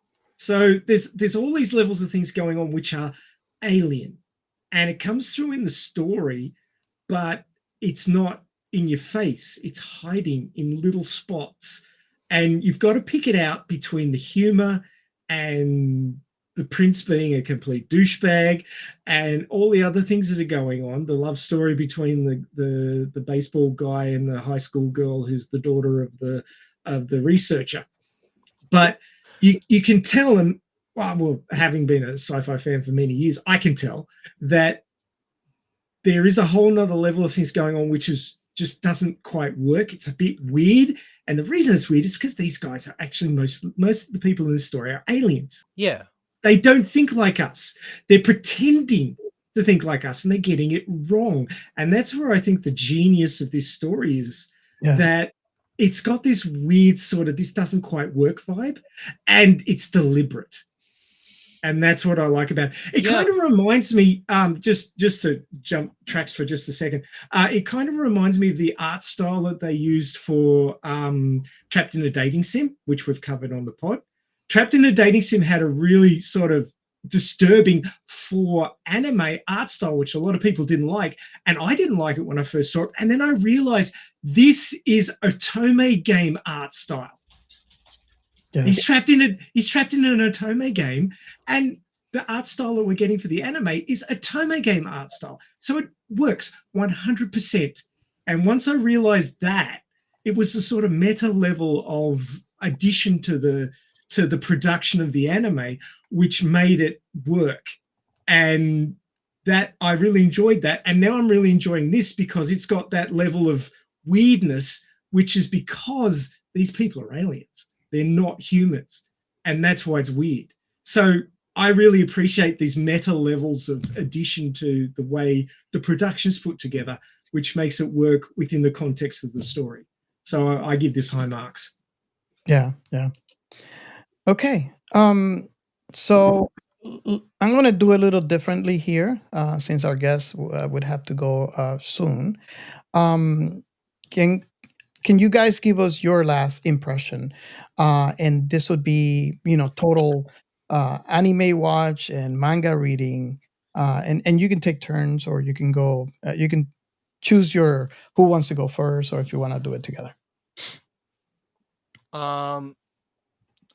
Well, I mean, I think our general consensus is that it starts out interesting, hits its peak around the Color Ranger thing, and it just kind of falls off a bit, in my opinion. Yeah, it's always in a state of not being that great. I mean, It's the whole it's point was just to be experimental. it's like it goes up and down in quality. I think it really hits sometimes. I mean, again, like Tagashi, when he gets going, I don't think there's anybody in the business who's better than him. But it's like when he hits it, but like He gets he lost doesn't in the always sauce do that. pretty heavily. He gets lost. I mean, part of the reason he's so good is because he experiments so much. But Mhm. not every experiment really works. Yeah. But I respect that he does it. And that's like why even if like even the parts of this that I don't end up really liking, like I can't tell you what the last arc was because it felt like a mess. But like I still found like the whole thing like interesting in conception, and the vignettes were like interesting. I mean like respectable with his experimentation. Yeah. Yeah. I think Jordan said it really well. This is to be viewed as an experimental piece. I do not think as a whole it really stands well. I'm not sure why it got an anime adaptation, but it did let Tagashi make Hunter x Hunter, so it was worth it. Yeah. Nice.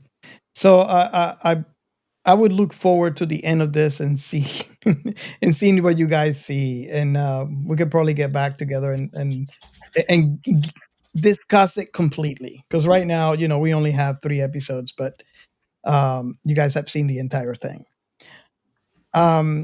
Okay, so before we move on, I know you guys gotta go, and I just want to take this opportunity and thank you guys for being on our Oh show. yeah, thank you so much for having us on. Thank you so much for having us on. Yeah. I hope we don't scare you enough that we could make this happen maybe a second time. So Yeah. looking forward for that. Third time for Jordan. Yeah. Yes, there you go. Awesome. So before you go ahead and tell our audience what your show is about and where they can find them. Yeah, Jordan, go for it. Well, we're Since I did at the start. Well, we're Shonen Flop. We cover manga in Shonen Jump typically, although we sometimes branch out. We cover manga that got canceled. Not everything turns into Dragon Ball Z and goes for 200 billion chapters and Or One Piece. 30 animes. No, a lot of ones just like they get 19 chapters and they get canned. And we read those manga and we try and determine was it fair to can them? And usually it was, because usually it turns out if a manga got canceled, there was a reason it got canceled. And that reason is usually that it sucks. Yes. Not all the time, but usually. Awesome. So for all of you out there that are watching our show on YouTube, there is a QR code. You can scan it, and it'll take you to their website. So again, Jordan, David, thank you so much for being on our show. We really appreciate it, and thank you for the suggestion. We got one more thing we gotta watch. Thank you. Absolutely. Yeah. Sorry, I've got to head out, but I hope you guys have a great night. Thank you so much for having me on. All right. You too. Thank you. All right, bye. I'll catch you guys later as well. Bye. Awesome. So, Gio, what is your last impression of this anime? Well, this was a very fun watch. It did what I like the most, which is keep me entertained. And I mean, it's fun to watch the extents of what this prince goes through. So they say that he has a difficult personality. I think that he has a very interesting, insane personality. I had to say I was not expecting it. It was a complete surprise to me. And it's a very fun watch. I think that I mean, it's sci-fi, but it's incredibly entertaining and fun about all things. So I'm definitely finishing for sure. Oh, me too. Okay, so if we don't have anything else to add, should we move on to the last segment? Yeah.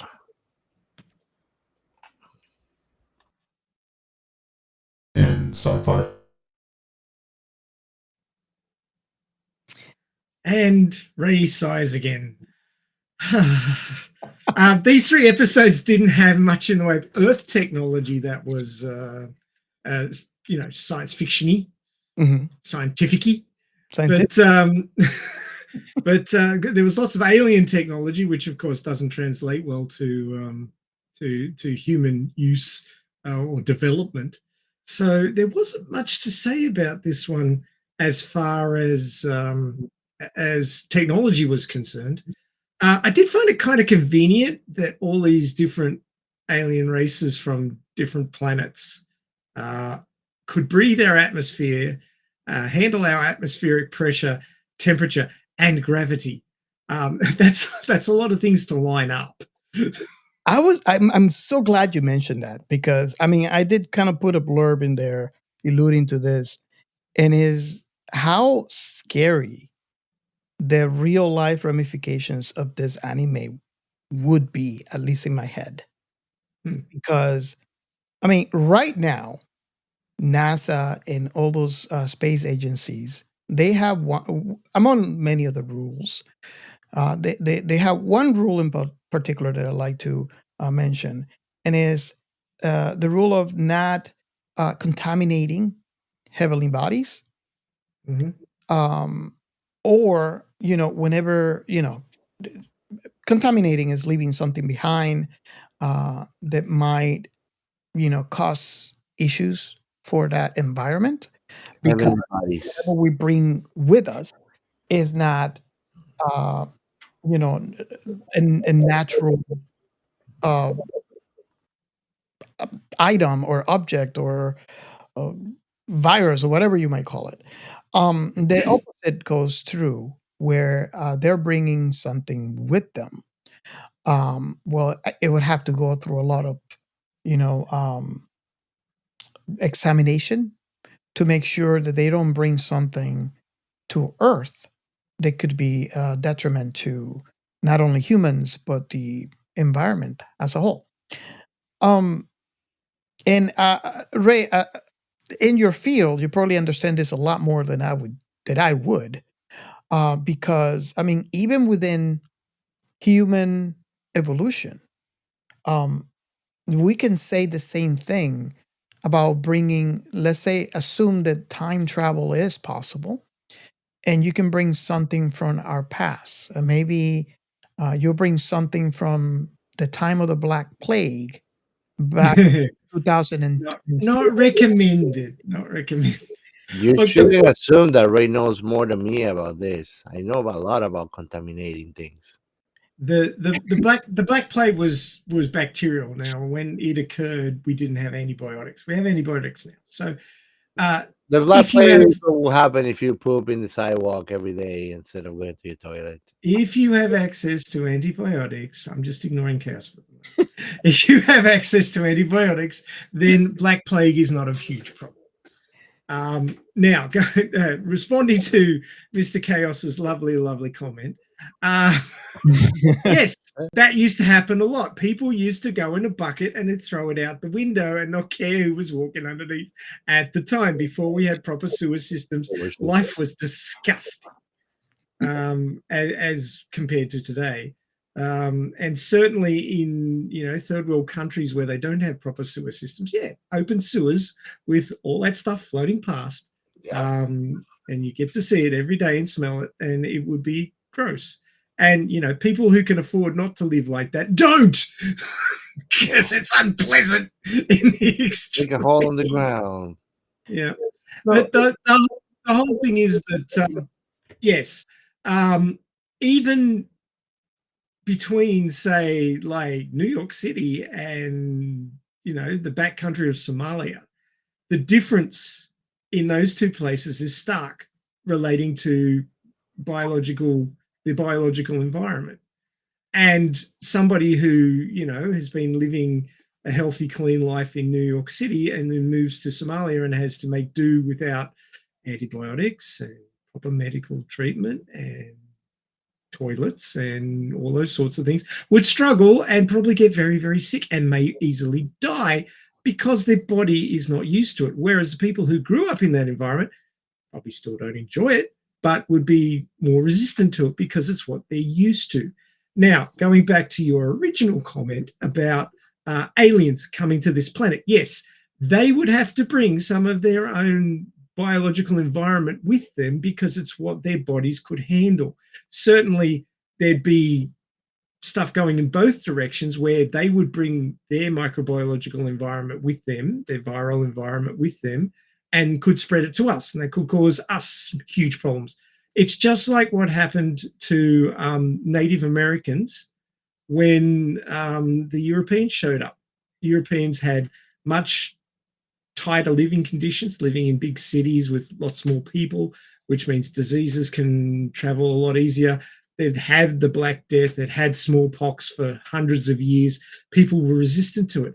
But the peoples in Mesoamerica, when they showed up there with smallpox, had no resistance to it because their bodies had never dealt with it before. And it pretty much wiped out entire populations. Yep. Because they just could not deal with it. And that could be what happens to Earth if aliens rocked up and just started living among us. They could bring some sort of pathogen with them that would just wipe us out because we wouldn't be resistant to it. Now, with advanced alien technology, there may be a way to ameliorate it so that it doesn't happen. But if it was uncontrolled, certainly we'd be in all sorts of trouble. And back the other way could work as well. Yes. I mean, look at War of the Worlds. Yes. The only thing that stopped the Martians was bacteria from Earth. The common cold, right? And well, it probably wasn't just that, but certainly viruses and bacteria from Earth that the Martian biology was not resistant to kicked the shit out of them. And it was the only thing that could stop them because our technology certainly wasn't up to snuff to stop the Martians, but our bacterial and viral load was our one weapon that did the job for us, which, yay, we survived. But not by any sort of effort of our own. But yeah, I mean, that's the whole thing. Even, from various parts of the Earth, people's, are not able to resist things that come from somewhere else that they've never experienced before. Yeah. And there's been many examples of that through history of populations being wiped out by infections from other countries where the people's, it'll kill a few hundred people a year, but it's not a big dent in the population overall. I mean, anybody dying from a disease is horrific for the families and stuff like that. I'm not making light of that. But what I'm saying is on a population level, like a countrywide level, we lose people from COVID just about every day. We lose people from flu just about every day. People die from these things, but it doesn't make a huge dent in the population anymore because we've become resistant to it. COVID's been around long enough now that people catch COVID and they have it for a little while, and the bugs themselves change. So the initial bugs were highly virulent and killed more people, but the newer varieties generally are less virulent, so you can catch it and not die from it. And that is the best way for the genes for that virus to stay in the population and not get wiped out. Because if you have a highly virulent disease which kills people, it doesn't give them time to pass it on. Yeah. So the viral DNA does not populate through the population. It ends up in a corpse and doesn't get handed around anymore. And with the bugs becoming less virulent, they become more common and more what's the word I'm looking for? There's a particular word. It's more sustainable for the virus to stay in the population and for that DNA to stay around. There's a theory called the selfish DNA, and basically all DNA, it's gold. Now DNA doesn't think, but in an evolutionary context, it just wants to survive. It wants to populate and survive. Everything wants to survive. Everything wants to grow. The reason why people have children is so that their DNA can continue into the future after they die. That is the only thing that you can really leave long term as an organism, not as a human, because humans can leave writing and art and all these other meta things that only a sentient species can leave behind. But if you're not a sentient species, the only thing you can leave behind is your DNA. And that is why DNA is selfish and it wants to propagate and continue on into the future. And that's how you leave your mark on the future, is to leave children, offspring. Viruses and bacteria are no different. They want to propagate. They want to keep existing. They don't want to get wiped out. Their DNA is as selfish as any other. So they want to hang around. So rather than being super virulent and killing the organism that they're infecting, they want to make it sick enough that it will propagate the virus or the bacteria, but not so sick that it won't get passed on. And that's the theory behind the selfish DNA of virus and bacteria. So that's why they become less virulent. Yeah. So, and that is partly why I mentioned that the idea behind this anime scares me, because of that same reason. I mean, we're talking about within the human context. But as we know, Alien, by definition, it's different. Yes. That's why it's called Alien. So we have no idea about the biology. By definition, that biology would be very different. So the virus, the whatever pathogen that alien has, will be just as alien.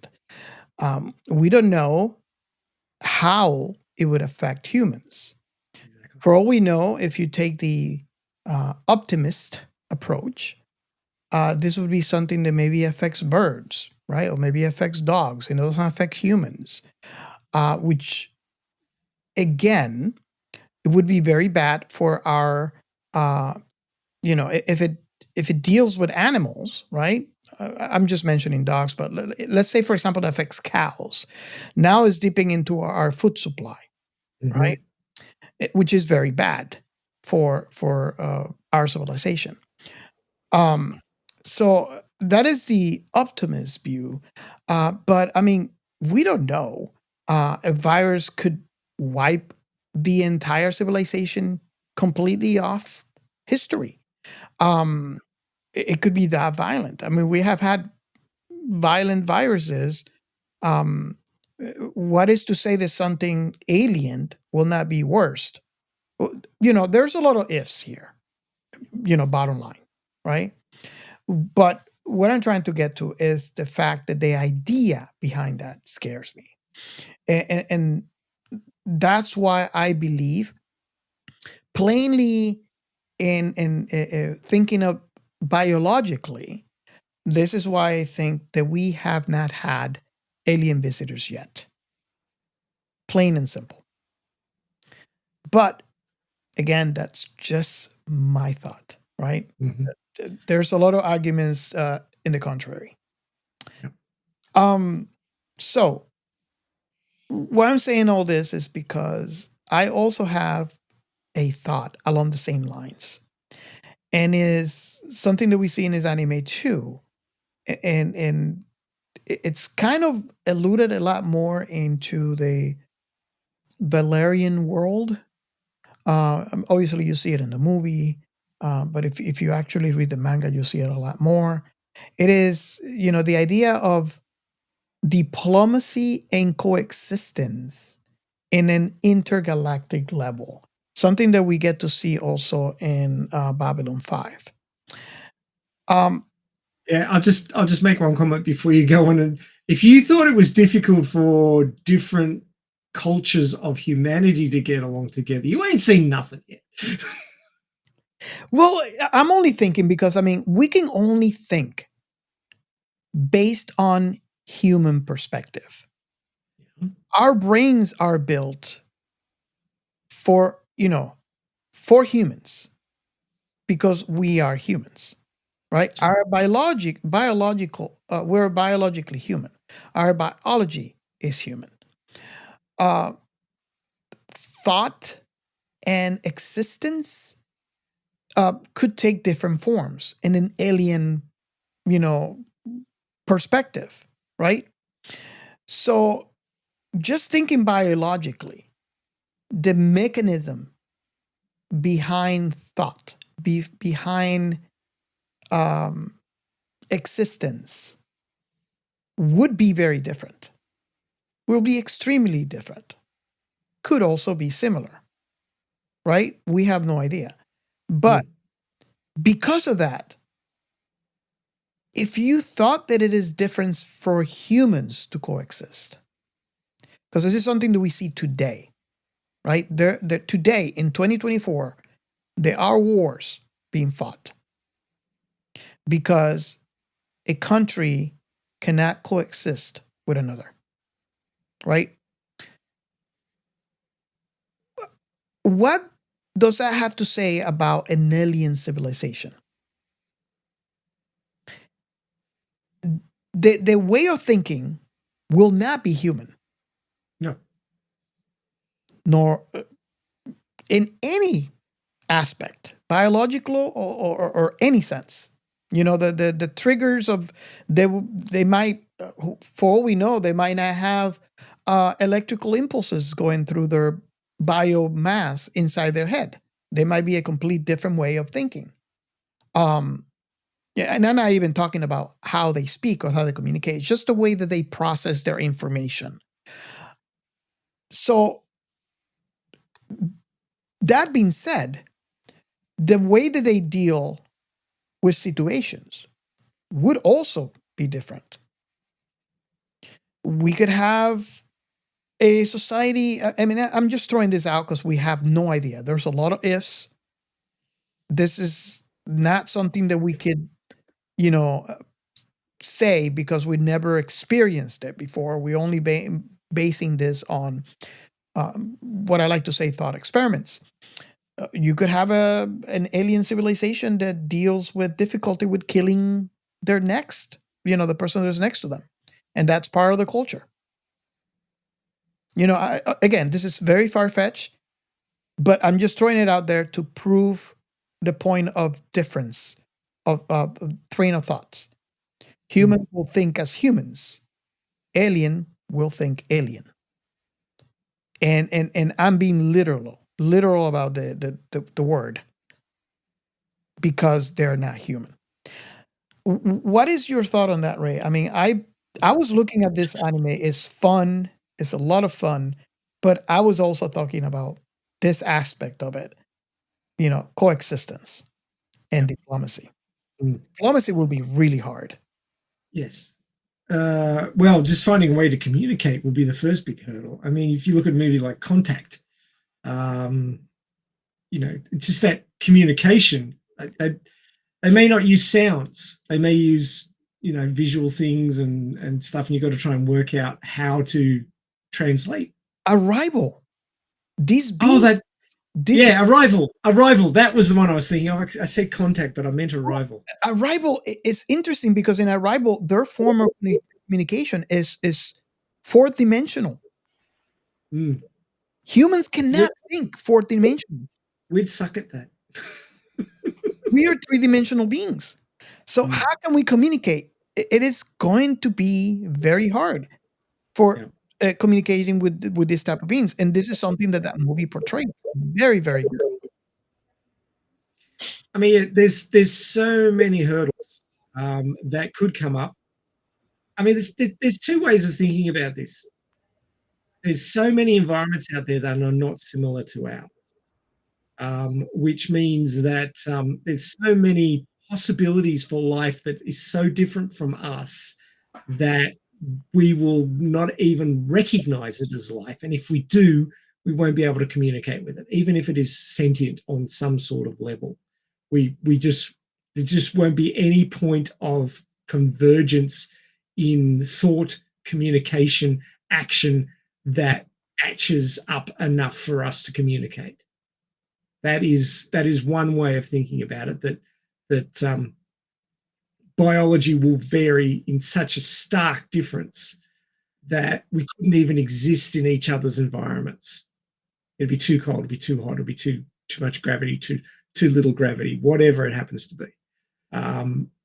So that's sort of one branch. The other branch is, well, life is a very delicate thing and can only exist in, if it's carbon-based, can only exist in environments very similar to ours, or it just wouldn't develop in the first place. So turns out that all the selection pressures that we went through to evolve into humans is close to or exactly the same for any other carbon-based life form out there, because carbon-based life forms can't exist in environments that are radically different to ours.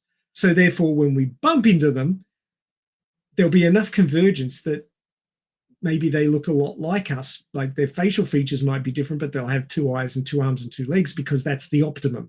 And that's where evolution ends up. It's called convergent evolution. It's an actual studied theory about how biological organisms that have the same selection pressures and the same genetic code to begin with end up looking very similar, even though they came from different environments, because that was the optimum and that's where it ended up. So we could end up with, like aliens that, are blue humans or green humans because the star was a different color. But other than that, everything's pretty much the same, because carbon-based life forms can't exist in a particularly higher range outside of our current norm than like 20% tops or something like that. So you might find some tall skinny ones or some short beefy ones with different colored skins and stuff, but basically they look vaguely humanoid. Whether the languages, whether they use sound for communication or what they do may vary, it may not.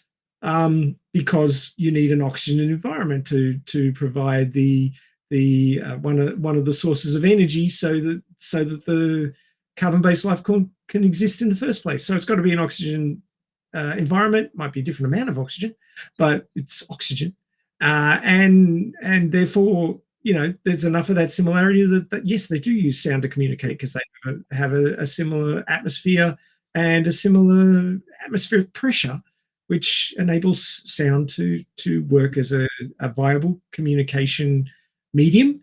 And therefore they talk like we talk, but the languages will be completely different. So you'd have to find a way, point at a rock and go, rock, and they go, Stebefith. And, you start building up a translation database. But, it could be so different that there's no way to communicate. It could be so similar that it doesn't take long, and they could come and exist on Earth, and we could go and exist on their planet, because there's a lot of similarities, because we're both based on carbon, and that's the only way carbon-based life forms can work. So, it could go either of two ways. And for the convenience of storytelling, there's not so much story to be told between a sentient rock and a carbon-based life form. It's very hard to tell a story about that unless you're everything everywhere all at once. Remember that one that we covered? Oh, yeah. The talking. Yeah. Oh, yeah. But the comedy of that aside, when you want to tell a story about aliens and humans interacting, it's much easier for the aliens to be very similar to humans, so that we can actually communicate through talking and have some points of similarity, enough points of similarity that they can hold a conversation and do things together, and have it's more like a weird human than an alien, if you get my drift. A human outside the norm of what we have as a species, but not so weird that they're so alien that we can't interact and get along with them and do stuff with them in a story context. And that's why you have Star Trek aliens that are all zipperheads, because Star Trek tried to explain it away with the forerunners or the progenitors or whatever the hell they were called, going around and seeding all the planets that were similar to Earth with the same DNA. And that's what I'm talking about, environments that are similar to ours, because that's the only places where carbon-based life forms can exist. And therefore they're similar to us, and we end up with zipperheads. And it's it's a sleight of hand. It's a convenience in storytelling, so that we can have intergalactic wars with humanoids that only vary like internally and with a zipper head, so that you can tell they're aliens, but they're not so alien that you can't use them to tell the story. And of course, Star Trek being a story medium that has been used time and again to sort of reflect current events in human society back to us through the lens of sci-fi. That's part of the reasons the aliens are mostly zipperheads, so they can be part of the story and act as if they were alien, but they're actually not alien. They're just other cultures. So it works as a storytelling mechanic and a metaphor. So sure, it's sci-fi. Sure, it's convenient, and it makes for a good story. But in actuality, would it be factual? Possibly not. We don't know yet. We haven't got out there far enough to know which one of those two forks, oh my God, they're so different we can't even form a dialogue, or oh my God, they're so similar they can just come and live on Earth. It doesn't really make a huge amount of difference. But of course, as we've discussed in length, that the microbiological load, be viruses and bacteria or the equivalent that they have, could be very, very dangerous to us, and ours could be very, very dangerous to them, just because you have no resistances to them because you've never interacted with them before. So it would be something we really need to be very, very careful about. Yeah. Because if there's a bit of sci-fi technology from the aliens that's a bit of hand waving and deals with that problem, then it's not a problem anymore. But chances are it will be a huge problem. I would have to say, and you mentioned something about, how Star Trek answered that question. And I find it very, very clever. And this is something that you get an answer for in the last season of Discovery. But I find it so clever because I remember since I began my journey in Star Trek, and this is, starting all the way at the beginning with the reruns, because obviously I was not born when the original series was on the air. But on the reruns when I was very, very young, and all the way to fast forward today, there's always the question that comes out from certain people that said, I enjoy Star Trek, but yeah, I mean, aliens, how come they all end up breathing the same air, for the most part, obviously, breathing the same air, and they all have the same two eyes and one mouth and two ears. Yeah, right. That's not very sci-fi, I enjoy it, but I don't buy it. And I'm sure that the people in charge today of the whole Star Trek IP have also been involved in those conversations. I don't believe I am an isolated incident on this type of conversation. I had the conversations all my life since the beginning. I just kind of put it aside because I enjoyed, but it is something that you always question yourself. And I believe these people have had the same type of conversations that maybe they were not empowered at the time, and now they are empowered to do something. And maybe these are the writers, which is one of the things that I enjoy the most is the writers for, or at least most of the writers for Star Trek are real big fans of the series. At the various degree. I mean, some people were fans all the way from the TOS, and some people were fans from the TNG. But they were now today in a position to do something about it. And I really enjoy that solution where they have this unknown race, which was alluded to in TNG. Yes, I remember that. It was alluded, they just spent one episode on it and they didn't give you much, right? And now the last season of Discovery, they just went all out and explained The reason why we have all these aliens similar, 2 eyes, 1 mouth, 1 nose, 2 ears, for the most part, is because we had this unknown entity going within the galaxy and disseminating the DNA all throughout these planets. And I really enjoy that solution. But of course, if you're disseminating the DNA of your own species across the galaxy, you'd have to pick planets that are suitable for your species. So, like Earth, Vulcan, Kronos, or Bajor, Romulus. all those planets have to be within a certain range of temperature, free-flowing water. They have to be in the Goldilocks zone of their star. They have to have a certain amount of solar radiation, but they also have to have a metallic core that's rotating to produce a magnetic field to block the worst of the solar radiation. They have to have roughly 1G, which is what we base G's or gravity is the gravity of Earth. Mhm. But whatever the gravity of the original progenitor's planet may not have been 1G, might have been 1.1 or might have been 0.9 or somewhere near 1G. But yeah, as Geo says, it has to have all the basics which are similar enough to Earth that their genetics could survive there. Mhm. Because their genetics produces an organism which is used to a particular environment. If you take an organism out of its environment, perfect example, fish out of water, it dies. Yes. You take us out of our environment, we die. And it's so perfect because, I mean, within the Star Trek universe, like, look at, Andoria, right? Mhm. It's an ice planet. It's the equivalent of a human species living in Antarctica or, any of the poles, right?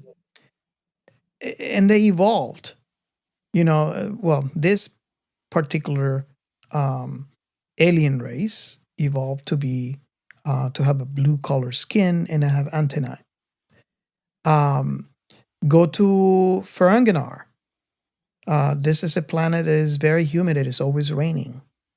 Barely sees the sun. Kronos is a very muggy world, hot and humid. So Vulcan is a desert planet. Yes, very, very hot in there. And then you see how these races evolved to the race that we know now based on their environments. I'm sure that wasn't really planned out when the story was written originally. But that's one of the great things about that universe is the fact that they have enough time to build upon each other and eventually have what we have now. But I just find it really, really interesting and fascinating that we have what we have now, and it's kind of explainable, if that makes sense. Yeah, they retroed the explanation in there. Now it's interesting. We've talked about environment, but the whole thing is that when you say an alien from another planet, you would expect it to be a different species. But what actually occurs in Star Trek with all the zipperhead peoples is that they're not alien. They're alien races, not alien species. Yeah. Why do I make that particular distinction? Because you've got half Vulcan, half human children, which are viable. Spock. Yeah. If they're viable, they must be the same species. Yes. They can be different races. You look at canines, dogs, right? You can have teeny tiny little dogs. You have great big massive dogs. You have little long stretchy ones. You have little short puggy ones. But they're all the same species. They exhibit a lot of different physical traits, but they can all mate with each other and produce viable offspring. That is the definition of a species. If you look at lions and tigers, they can mate and produce an offspring, but it's not viable. A liger is infertile, so it cannot produce offspring. Therefore, they are distinct species. At some point in the past, they were the same species, but their genetics has changed enough that they no longer can produce viable offspring. But you can produce a viable offspring between a human and a Vulcan, between a human and a Bajoran. So they are still the same species. They're just different races. Yes. So understand that definition. So while they're an alien race, they're not an alien species. They're that similar. Yeah. Which is very interesting. Very, very interesting. I really like that about that series. Very unlikely, I got to say, because if they were developing, in isolation on different planets for thousands of years or millions of years, they would be different species. I'm sorry, evolution works fast enough that would happen. I mean, if lions and tigers can vary enough that they're different actual species, then a form of humanity, I call it humanity, but obviously that's because we call ourselves human, but a form of us that's on another planet for thousands, tens of thousands, hundreds of thousands, millions of years, separated from us in a different environment, would end up being a different species. It just couldn't not happen unless there was some sort of artificial way to maintain the genetic similarity to the point where we would stay the same species. Now, that might have happened with the technology of the Forerunners, but the chances are very low that we wouldn't have diverged enough in such different environments that we became different species. Yeah. And then would not be able to make viable offspring. Cool. So those are the only two things that I was thinking, and this is the reason why I put it. It's an interesting point, though. There's lots to talk around with it. Yeah. I'll repeat this. It was fun. Sad to hear that maybe it doesn't end as much as I enjoyed it now. But that's remained to be seen because I still haven't seen it towards the end. But although I really enjoy this one, I find it very biologically unlikely. Yes, I agree 100%. What do you think about that, Gio? I know we talked about this. You have a complete different opinion on some of the topics there, but just to make it in general, the idea of what happens in this anime is very biologically unlikely. Well, while Goldilocks zones is something very unique, it's not something rare of the universe. If we can see it from here, there must be thousands of other exoplanets just with the same condition, And symbiosis is not a rare thing, There's many other things in our atmosphere that we don't really need to breathe that other species could use to breathe, right? Mm-hmm. All right. Nitrogen's pretty innocuous. It doesn't do much, which is why it's an awesome basis for our atmosphere. 300 million years ago, I know this because we're doing some research for my son's talk at school. He's in year 5, and he had a topic which was, if I could time travel, I would. And he eventually, after coming up with about 30 places in time he would like to go to, he picked 300 million years ago. So what was happening 300 million years ago? It's before the dinosaurs. So we've had megafauna more recently, and then dinosaurs before that, big things. And 300 million years ago, the very oxygen, way more denser. Yes, it's called the oxygenation event. Now, I say event, and people think of events as being, a day or an hour or a week. This is millions of years, right? This is an event that lasts in geological. Robert, I watched a documentary about this. They said that with 10% more oxygen than what we have right now, you could literally walk for days. Like your body will be on steroids just by the excess of oxygen. So, like our bodies will be enhanced by that amount of oxygen. Of course, it could not be good too because it could lead to cardiovascular issues, being so like all the time. But it's like that's how effective and volatile oxygen can be on us when it's high. Well, you're kind of right, but you're kind of wrong as far as I understand it. But basically, if you want to know what it would be like if there's more oxygen in the atmosphere, hyperventilate like a lot. Do that for about 2 minutes, and you'll almost pass out. Yeah. Because you'll be oversaturating your hemoglobin with oxygen. All right. It's something to do before you dive into the water and hold your breath, because it will allow you to hold your breath longer because you'll start out with more oxygen. That's what I do to see little color dots. Exactly. Because you're oversaturating yourself with oxygen and fucking yourself up. Like I said, our bodies, our biology is primed for a particular range of things. And if you exist outside that range, bad things happen. You just can't, you're not able to hack it. So if you went back 300 million years, oxygen levels would be 35% rather than the close to 21% we have today. Yep. You don't think between 21 and 35 would be that much difference? No, actually, it would destroy your organs and you would be permanently dizzy, if not passed out from the excessive oxygen. You would have to basically be in a environment suit to be able to survive on Earth 300 million years ago. The comic series that we cover, Arcs. Yes. How they couldn't figure out what was going on, and they were always like drooling and shit till they figured out it was the oxygen levels in the atmosphere.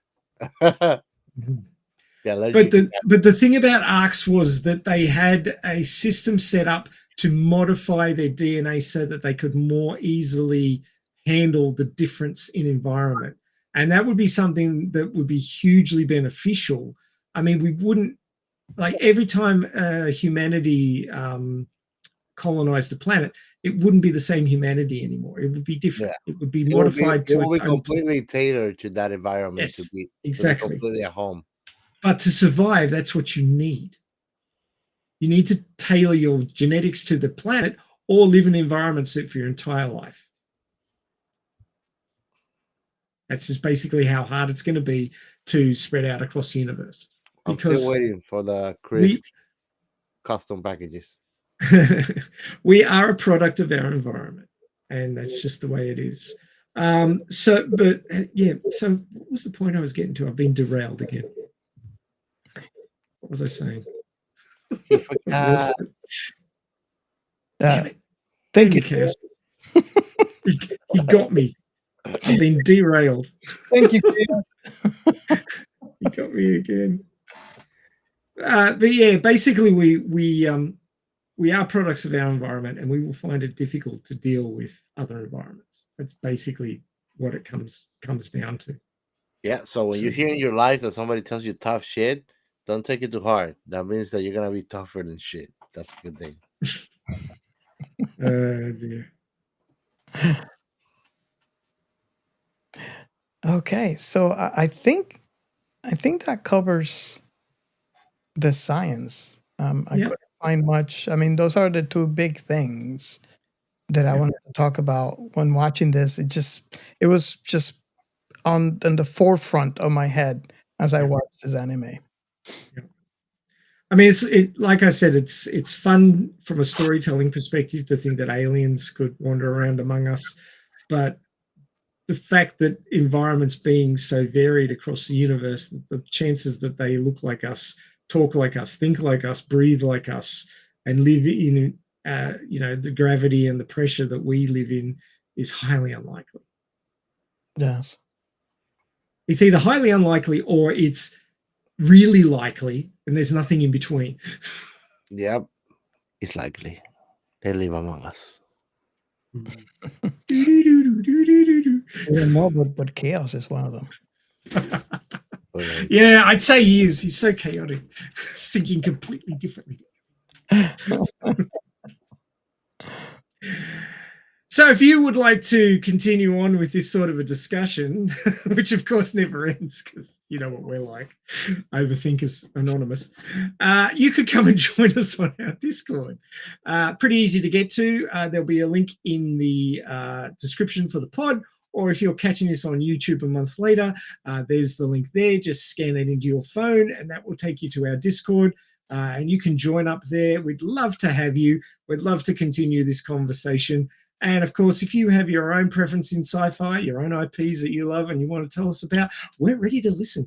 And even if you love them so much that you want to tell the world, you can come on the podcast like Shonen Flop did and give us an example of your favorite IP, and we'll have a watch and we'll discuss it here and create another awesome episode. And you can be part of it. So let us know if you're at all interested. We do have a couple of websites. The first one is sciencefictionremnant.com, which is where you can find our latest pod or our back catalogue. That's all there as well. And we also have some articles there talking about different things within the realms of science fiction and science itself, which are all interconnected and awesome but short reads. So it won't take you too long. You can check those out pretty quickly. We have another website called thisissci-fi.net. Which is in its infancy, and it is for creators. The idea being that you can get in on the ground floor of that one and spread the word about your creations, your IPs, and your sci-fi forays. And you can join us there and get the word out. So do consider joining or at least checking out both of those websites, and hopefully you'll find something that interests you. We do have a Patreon. It's in its early stages, so if you'd like to join, we'd really appreciate that. And for a small monthly donation that will help us pay for the things to do with the podcast, which Robert's covering most of at the moment, you will get the option to choose what you'd like to have, be it special episodes, background information, or joining the podcast. And of course, you could be one of the first people that's referenced as a Patreon within the closing of the podcast, because of course we'd be very appreciative on every episode that you would support us on. If a monthly donation is too much for you, we do have a Buy Me a Coffee, which is a one-off small payment that you could make to help out the podcast, and of course also help keep Geo caffeinated because the chaos needs energy. So being that we don't have 35% oxygen, we only have the 21%, we need to make up that 14% with caffeine. So do help us out there. We have a hotline. We mentioned this before, but it's 1-305-563-6334. That's 1-305-563-6334. You can leave us a message there right now or whenever you find convenient. Tell us what you think of the podcast. Tell us what you think of Captain Chaos. He's still waiting for that 1-star review. So if you've got a beef with him, let us know. We'd love to hear it. And of course, if you're willing, we will play that message on our next recording and we'll talk around that point. Now, of course, if you're telling us about your favorite IP, which we haven't covered yet, and you'd like to join us on the podcast, we'd certainly be up for that, like with Shonen Flop today. And of course, us being sci-fi maniacs, we're always happy to find new and interesting IPs that we can delve into and really enjoy, much like Level E. It was Level E, wasn't it? Yeah. I got it right. Phew. So, yes, tell us about your faves and we will check them out. Thank you for joining us. Do check our back catalogue. We've got like 210 odd episodes now. Is that right? I believe so. I'm on the ball. How about that? Well, we're getting up there. Yeah, we definitely are. So check out our back catalogue. You might find something you're really interested in. Of course, if we haven't covered what you're interested in, do jump on our Discord and reach out and tell us about your faves. We're always interested in finding out new and interesting IPs. And, of course, do join us next week for our next interesting IP that we're going to delve into and talk around and basically pull apart and see if it fits into science fiction as a whole and science as it's portrayed within the IP. Do join us for that one. We're having fun. We hope you're having fun too, and we'll see you next week. See you next time. Bye.